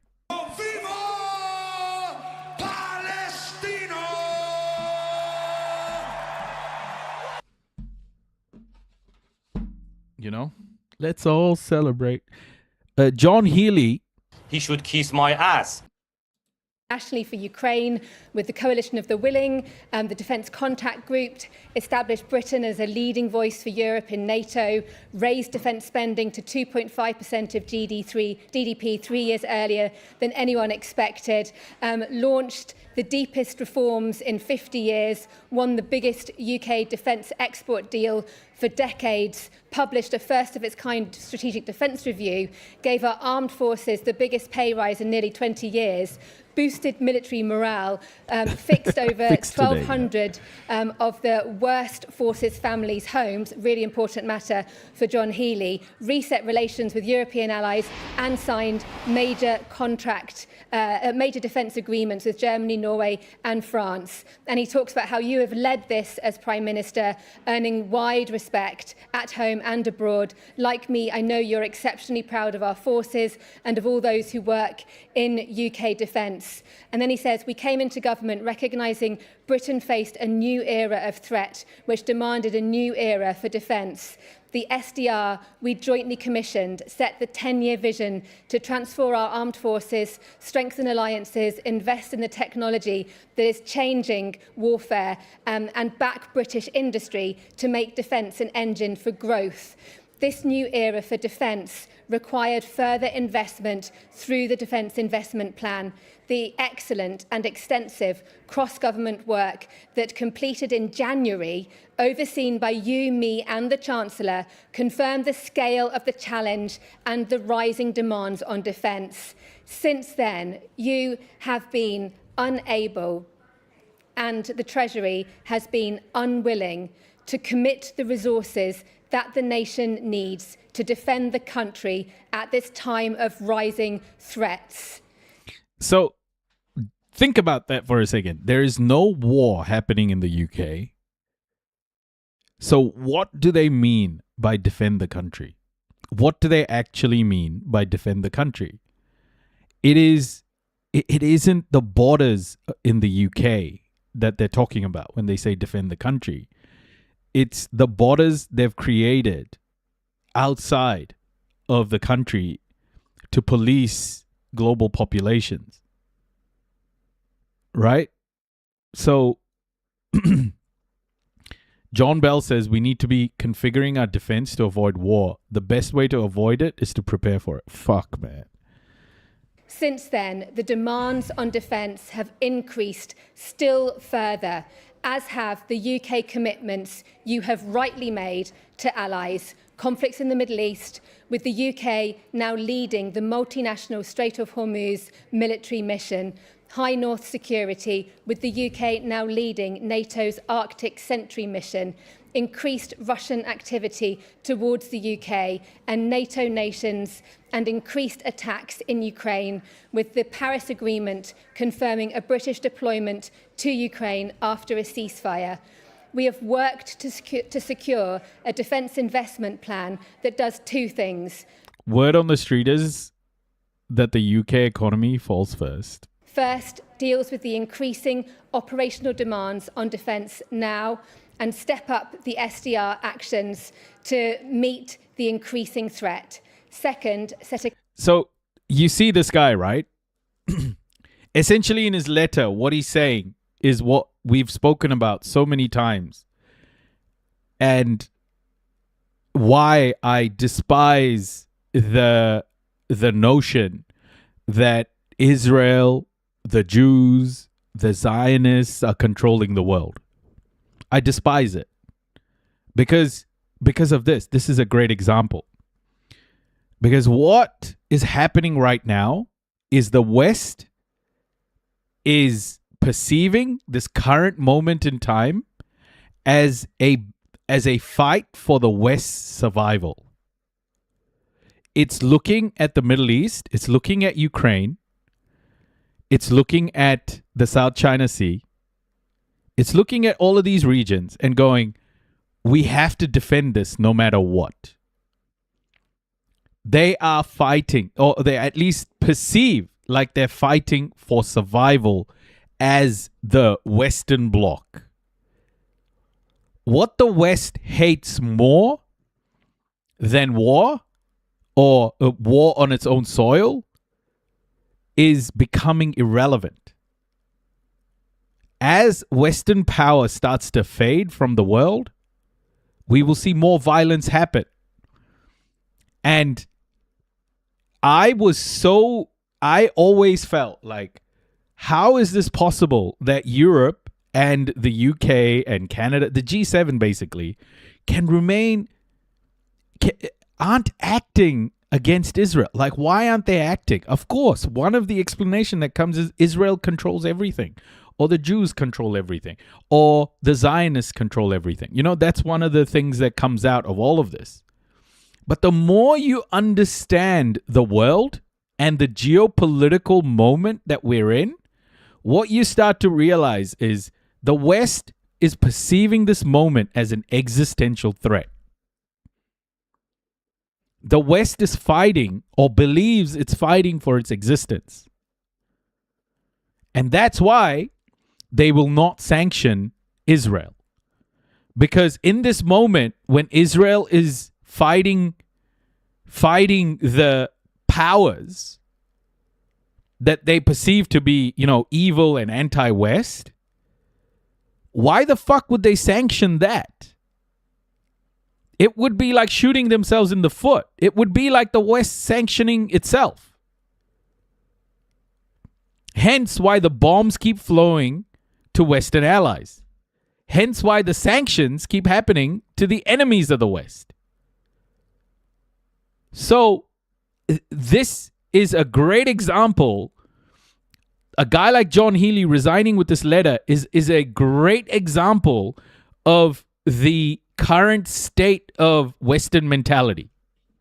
Western powers are perceiving this as an existential crisis. A clear path to meet the new NATO commitment you agreed to spend 3.5% of GDP on defence. And then the letter goes on, and I've got it on my phone, just trying to read the rest of it. It's such an important letter. It's really important to go through the entirety of the text. As we have regularly discussed, I am certain that a headmark date for 3% of GDP on defence in 2030 is what Britain must set. That is a key point that he is making, because it's not something that the Prime Minister has so far committed to. This commitment would have strong cross-party support. Other European allies are stepping up in this way. I know how hard you have worked to get to this point, and in funding the DIP, the Defence Investment Plan. Yeah, but you also can't deny the role of oil money or the role of NRA money or the role of, neoliberalism. I think there are many forces influencing U.S. politics. I think there are many forces. I think people overrepresent or overestimate the role of Zionism and Judaism in American politics. And I think Americans and the rest of the world and the Western people who've been looking at, who consider themselves pro-Palestine, have underestimated the role of capitalism and white supremacy. I think both can be true. It's just that this is not unique, right? The West, whenever it's challenged, uses violence. It's not unique. This is how the West has, for 600 years, continued to hoard wealth, is by using violence, by anyone who stands up against them. Why are we surprised about this? But that takes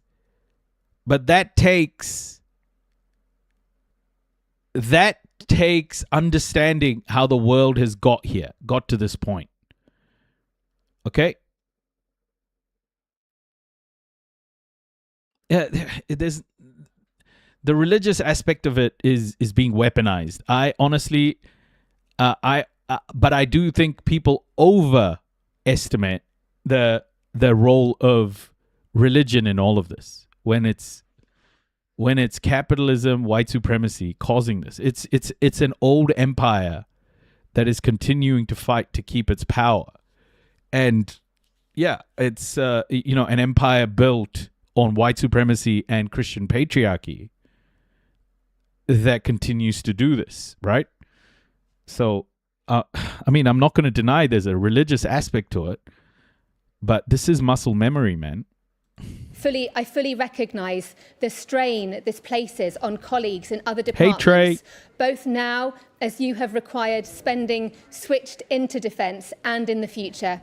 I am very grateful to those colleagues who have supported this, and I appreciate how difficult their choices have been. As I've outlined to you, there are credible ways of meeting the midterm funding challenges, working multinationally and as other nations are doing, to allow us to protect our ability to deliver the missions of our Labour government. However, your DIP financial settlement, something that we have long been talking about now, which I was first given in full on Monday afternoon this week, falls well short of what is required for defence and the country at this dangerous time. The extra support... Country at this dangerous time. The reason... Okay, this exemplifies the concept of fragility, right? Like white fragility. One of the reasons why white fragility it comes up in a moment like this is because whiteness and Western hegemony as a whole understands what it has done to the world, and the fear is that the world will do to the West and white supremacy what white supremacy in the West did to the world. That's where this fear is coming from. That's where this fragility comes from. It is a projection of fear of happening to them what they have done to the world. And it's like a perpetual sort of anxiety within whiteness that, whiteness as a whole is constantly thinking about this. I think we underestimate how much white people think about this. So yeah, it's an anxious moment for the Western world, for sure. Hey, Groovy Treats, welcome. is backloaded with the pressure of operations and imperative to speed up readiness to fight is in the first 2 years, and it rises to just 2.6% of GDP in 2030, when we will reach 2.6% next year with the investment we are already making. So 2.68% of GDP in 2030, which is a very minimal increase. You spelt out the threats last week, and he quotes the Prime Minister directly. It is our intelligence assessment and the assessment of other countries in NATO that there could be an attack by Russia on NATO as soon as 2030. And then he says, sorry, that figure about the 3% rise is really, really significant. He said, you now know what defence needs. You made the argument for this powerfully in your speech at the Munich Security Conference back in February. Without a dip, that means the moment, without a dip that meets the moment in this way, I am being forced to make decisions that would reduce the readiness of our forces and increase the risk to personnel on operations and could make the country less safe. After explaining to you that I would not be able to accept a dip settlement that does not give our forces the resources they need, I am now left with no other option than to submit my resignation as your Defence Secretary. And then he says, I wish you all continuing strength in the exceptional challenges you face as Prime Minister. As always, our Labour government will continue to have my fullest support.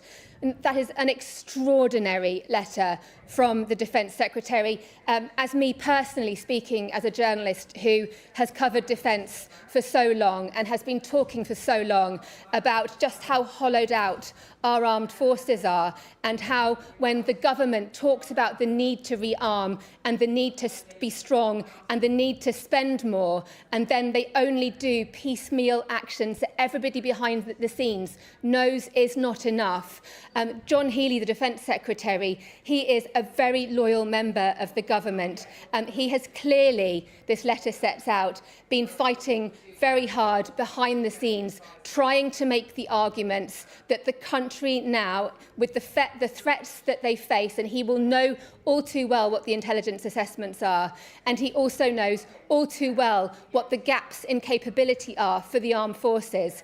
So when he is met by the Treasury with a settlement that he knows, and he says this in his letter, will not enable the Ministry of Defence to rebuild the Army, the Navy and the Air Force at the speed necessary to meet the threats. He is saying in black and white that that is going to make the country less safe. It could well put the lives of service personnel at risk. I've heard that being said to me as well by people in the military, saying the other anxious thing for Europe is that they don't have brown and black bodies to throw at this.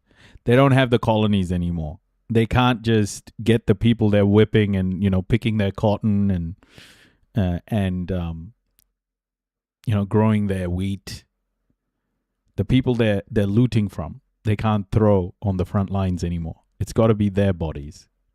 That they are worried that they are being set up to not be able to fight as well as they could because they aren't being given the equipment. And the key detail in that letter, which underpins why this defence investment plan is so delayed, is that need to rise defence spending to 3% of GDP by 2030. That would equal... Send the fuckers burning the houses down in Belfast, Give them a couple of guns. Go, send them to the front line. Fight for your country, you stupid idiots. Tens of billions of pounds of additional money secured for defence.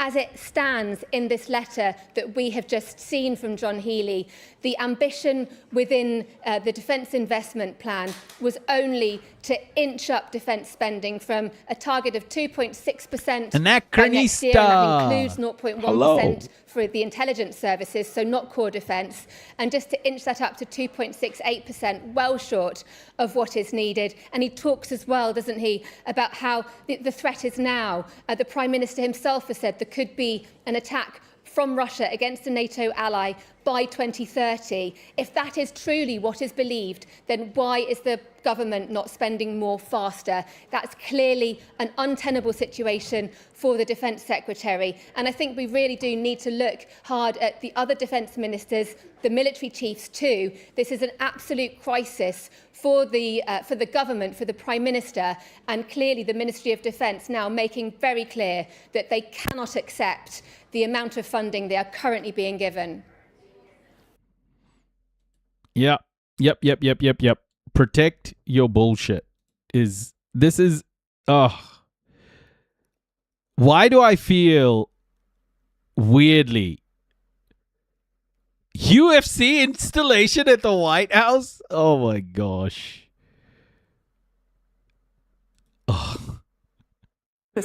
And he warns in this letter that the UK is currently on track to spend around 2.66% of GDP. And he also elaborates and warns about what the consequences are of such a funding shortfall, because it may sound like a very small amount, but these are billions of dollars that we're talking about, quote unquote, missing from the budget in the Healy's view.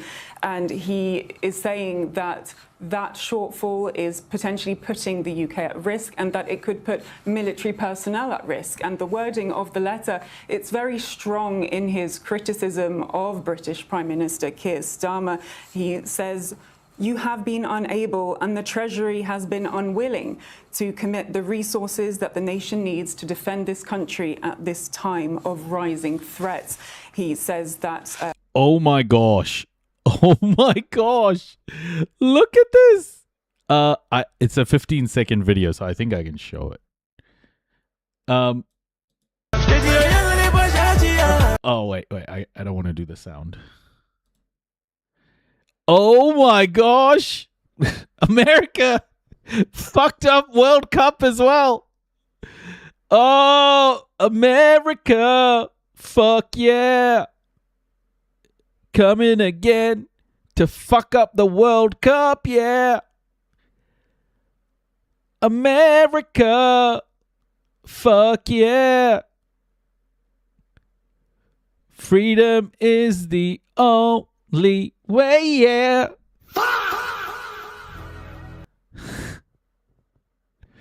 Is that today's stadium? I think so.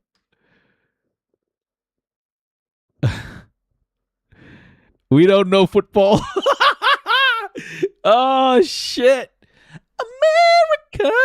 Fuck yeah. America. How high can I go, guys? America. Fuck yeah. But remember when they gave him a medal? Yeah. Seems like so long ago. His own leadership bid. Obviously, there's the Makerfield by-election coming up next week, which would see whether or not Andy Burnham would become an MP. He's also tipped to be potentially Labour's next leader. So the news certainly does seem to be tightening around Downing Street. That's Camille Nedelec live for us there from London. Thank you. Thank you, Camille. Now, Israel striking Lebanon's western Bekaa region, and strikes are continuing. Okay. Around. We're gonna continue with our coverage of surveillance, etc. Oh, guys, it's almost 12:30. Okay, we'll do this. I want to do this one. Sing JT. Justin Timberlake now. Okay. Palantir ban means hundreds of frontline police will be lost in London, Met Commissioner wants. Oh, sod off! Sod off! Is that what they say in London? Sod off, yeah. You plonker. Can I say it like that? Sod off, you plonker.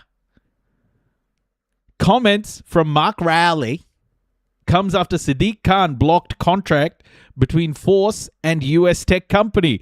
Let's go!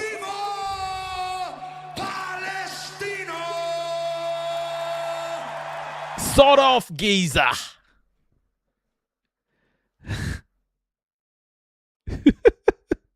The Metropolitan Police faces withdrawal withdrawing 700 officers from frontline roles. Its chief has warned after London Mayor Sir Sadiq Khan blocked the force from signing a contract with US technology company Palantir. Was that a callback to the last story?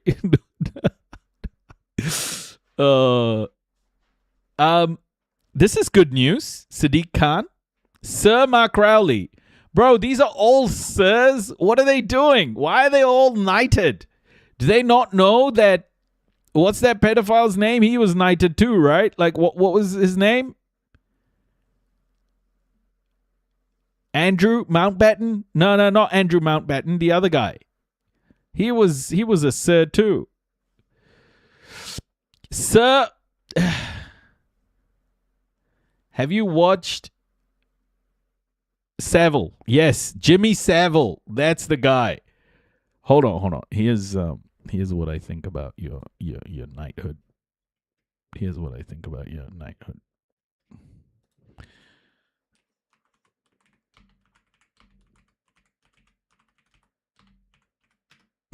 Here's what I think.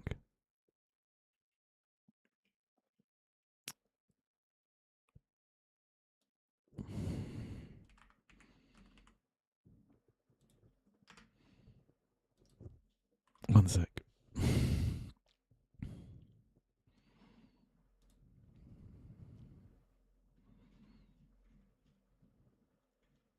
Here's what I think about your knighthood. You can shove your coronation up your ass. You can shove your coronation up your ass. You can shove your coronation, shove your coronation, shove your coronation up your ass. You can shove your coronation up your ass. You can shove your coronation up your ass.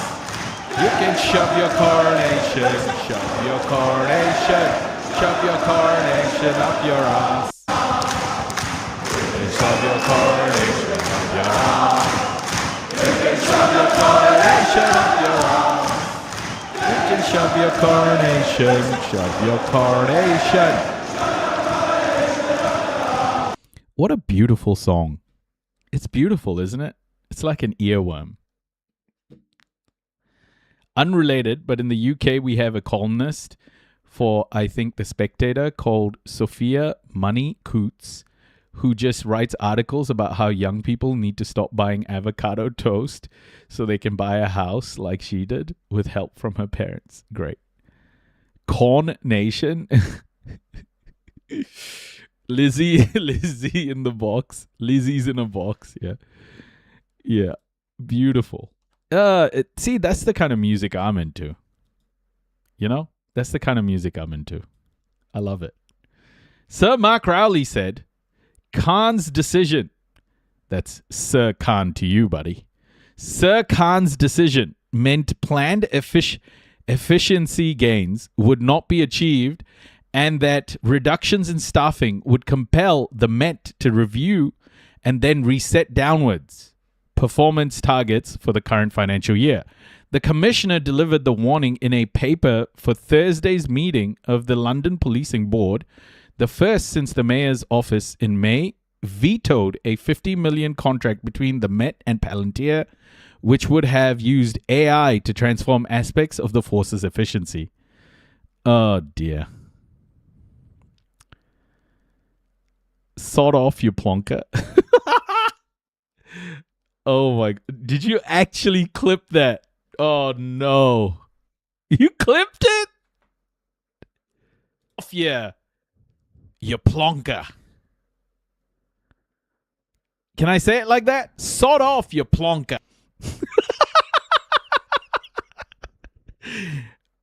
You learn something every day on The Noisy Immigrant. Welcome, folks. You plonk. Sod off, yeah. You plonker. Can I say it like that? Sod off, you plonker. Oh, can I add this to the... Oh, I added it to the story. Yeah, let's go.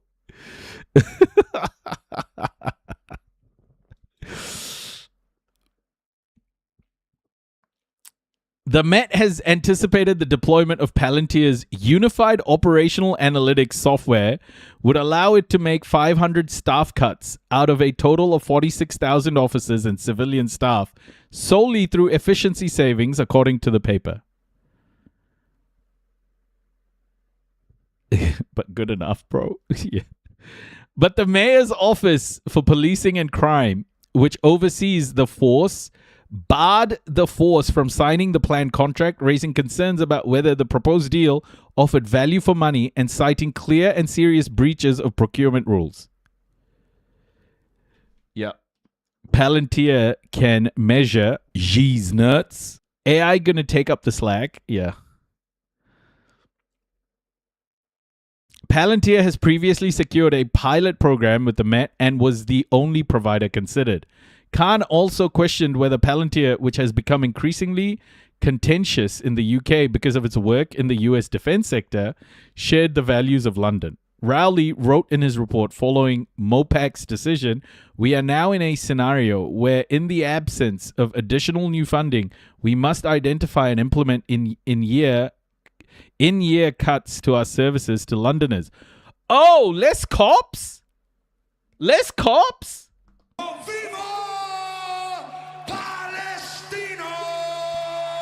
Hey, Sir Siddiq Khan, this one's for you.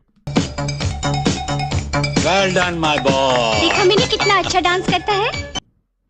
Callum, stop that.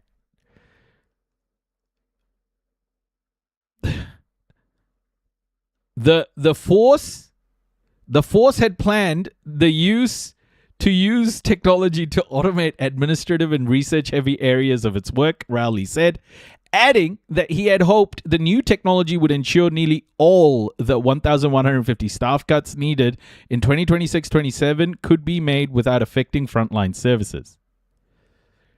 But without the contract, the public would feel the loss of 500 job cuts that would have been absorbed through efficiency savings under the Palantir program, he warned. A further 200 job cuts would also cut into frontline services, he added. They have 46,000 people. What do they do all day, bro? Eat donuts? 40,000 people? 46,000 people? We intend to review and then reset downwards our operational ambitions and targets for 26-27 as we will be able to achieve less for London's communities as a result of less adoption of advanced technology in the course of this year and tough choices, Rowley wrote. It's a 10 million pop city with 12 million in the city on a working day. A lot of overhead.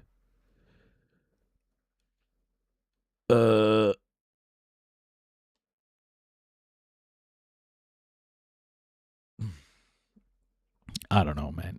I fucking hate police. Rowley's paper was published on Wednesday shortly after the formal launch of Police AI, a center overseeing the use of the fast-evolving technology in police across England and Wales. If you understand where the concept of modern policing came from, the fact that these were basically slaves and the colonized populations of the world to uphold white supremacy, slave patrols, it needs to be rebuilt. Like, that's how it's been built everywhere. You know, upholds white supremacy, capital, all of these sorts of things. Like, why do we have these fucking forces? They shouldn't even police force. Like, bro, just look after us. Don't shoot us. Forces are optimistic that technology can automate time-consuming tasks such as flagging which evidence needs to be given to defense lawyers in criminal trials. At the launch, Police AI head Alex Murray indicated his center was willing to work with any provider that could provide technology that was effective and responsible, meaning it met strict criteria for transparency and working as intended. Issues about companies' culture, and levels of competition were for chief constables or elected politicians to decide, he added. The spokesperson for Khan said the mayor fully supported use of modern technology by the Met to drive efficiencies and improve the performance of the police. In this case, the Met did not present its procurement strategy for approval as required, and the process followed by the Met did not adequately demonstrate value for money for Londoners for a proposed contract at this value, the spokesperson added. I promise you, police hasn't helped me not once, and I've asked them many times. Yeah, I mean, police force, the fact that they're called police force says it all. If it uses public money, it should be open source. Yo! ACAB, yes. ACAB, everybody. ACAB. They don't know what the they're doing. They were never there to help folks. We need to stop funding them. Yes. Police equals state mafia. I agree, Blue Room. I totally agree. Like, it's insane that these are supposed to be services for the public and all they do is abuse the public, you know? What's the point of having these things? Rebuild it. Like international justice systems as well. Like, they all need to be rebuilt because they're only upholding what the West wants. You know, we need equitable systems for all. Like, the Western hegemony is dying. It's time to remodel the world to make it more equitable for all. All right, everyone. Yes, Ahmed's link there. Help Ahmed out. I am going to head out. It's 12:35 a.m. Holy shit. I did start late today, though.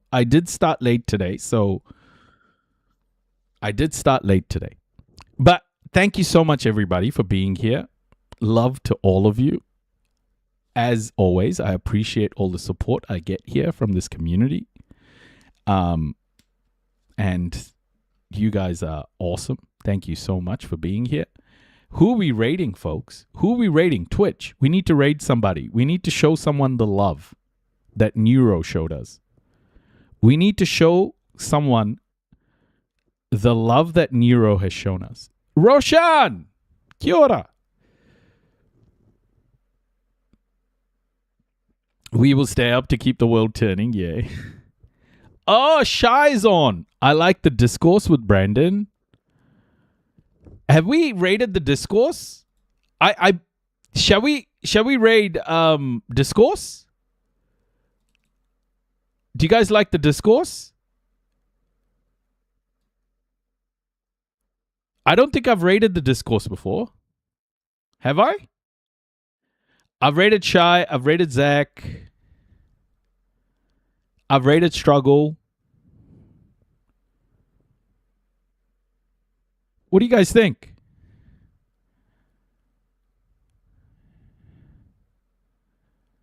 Brandon's great. Nice.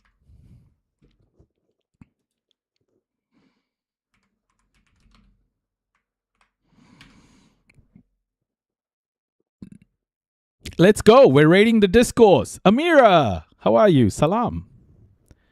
Show the wet pitch one more time.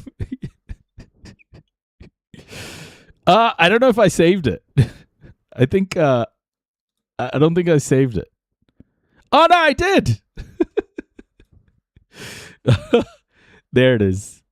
So there we are. Thank you so much, everybody. Please take care of yourselves. Look after your loved ones. I will see you again tomorrow. Trump's okaying the building of a tunnel from Russia to Alaska. Oh, shit. Are they building the tunnel all the way to... They don't know what the fuck they're doing. Do you understand that? What's that lady's name? Said Russia's our neighbor? The Alaskan lady? Thank you so much, everybody. Thank you so much. The Republican. Sarah Palin. That's the one. Is it going to be built under Sarah Palin's house? Oh, my gosh. All right, everyone. Take care. Enjoy the raid. Here we go. In 3, 2, 1. Enjoy the raid, everybody. Enjoy the raid. And Kakite, TikTok, YouTube, Kakite Pomarie. I will catch you all soon. Thank you so much. Blue Room, you didn't go with the raid? Thank you so much, everybody. Take care. And I will catch you all soon, okay? Pomarie. Thank you. Yes, thanks, mods. Take care, everybody.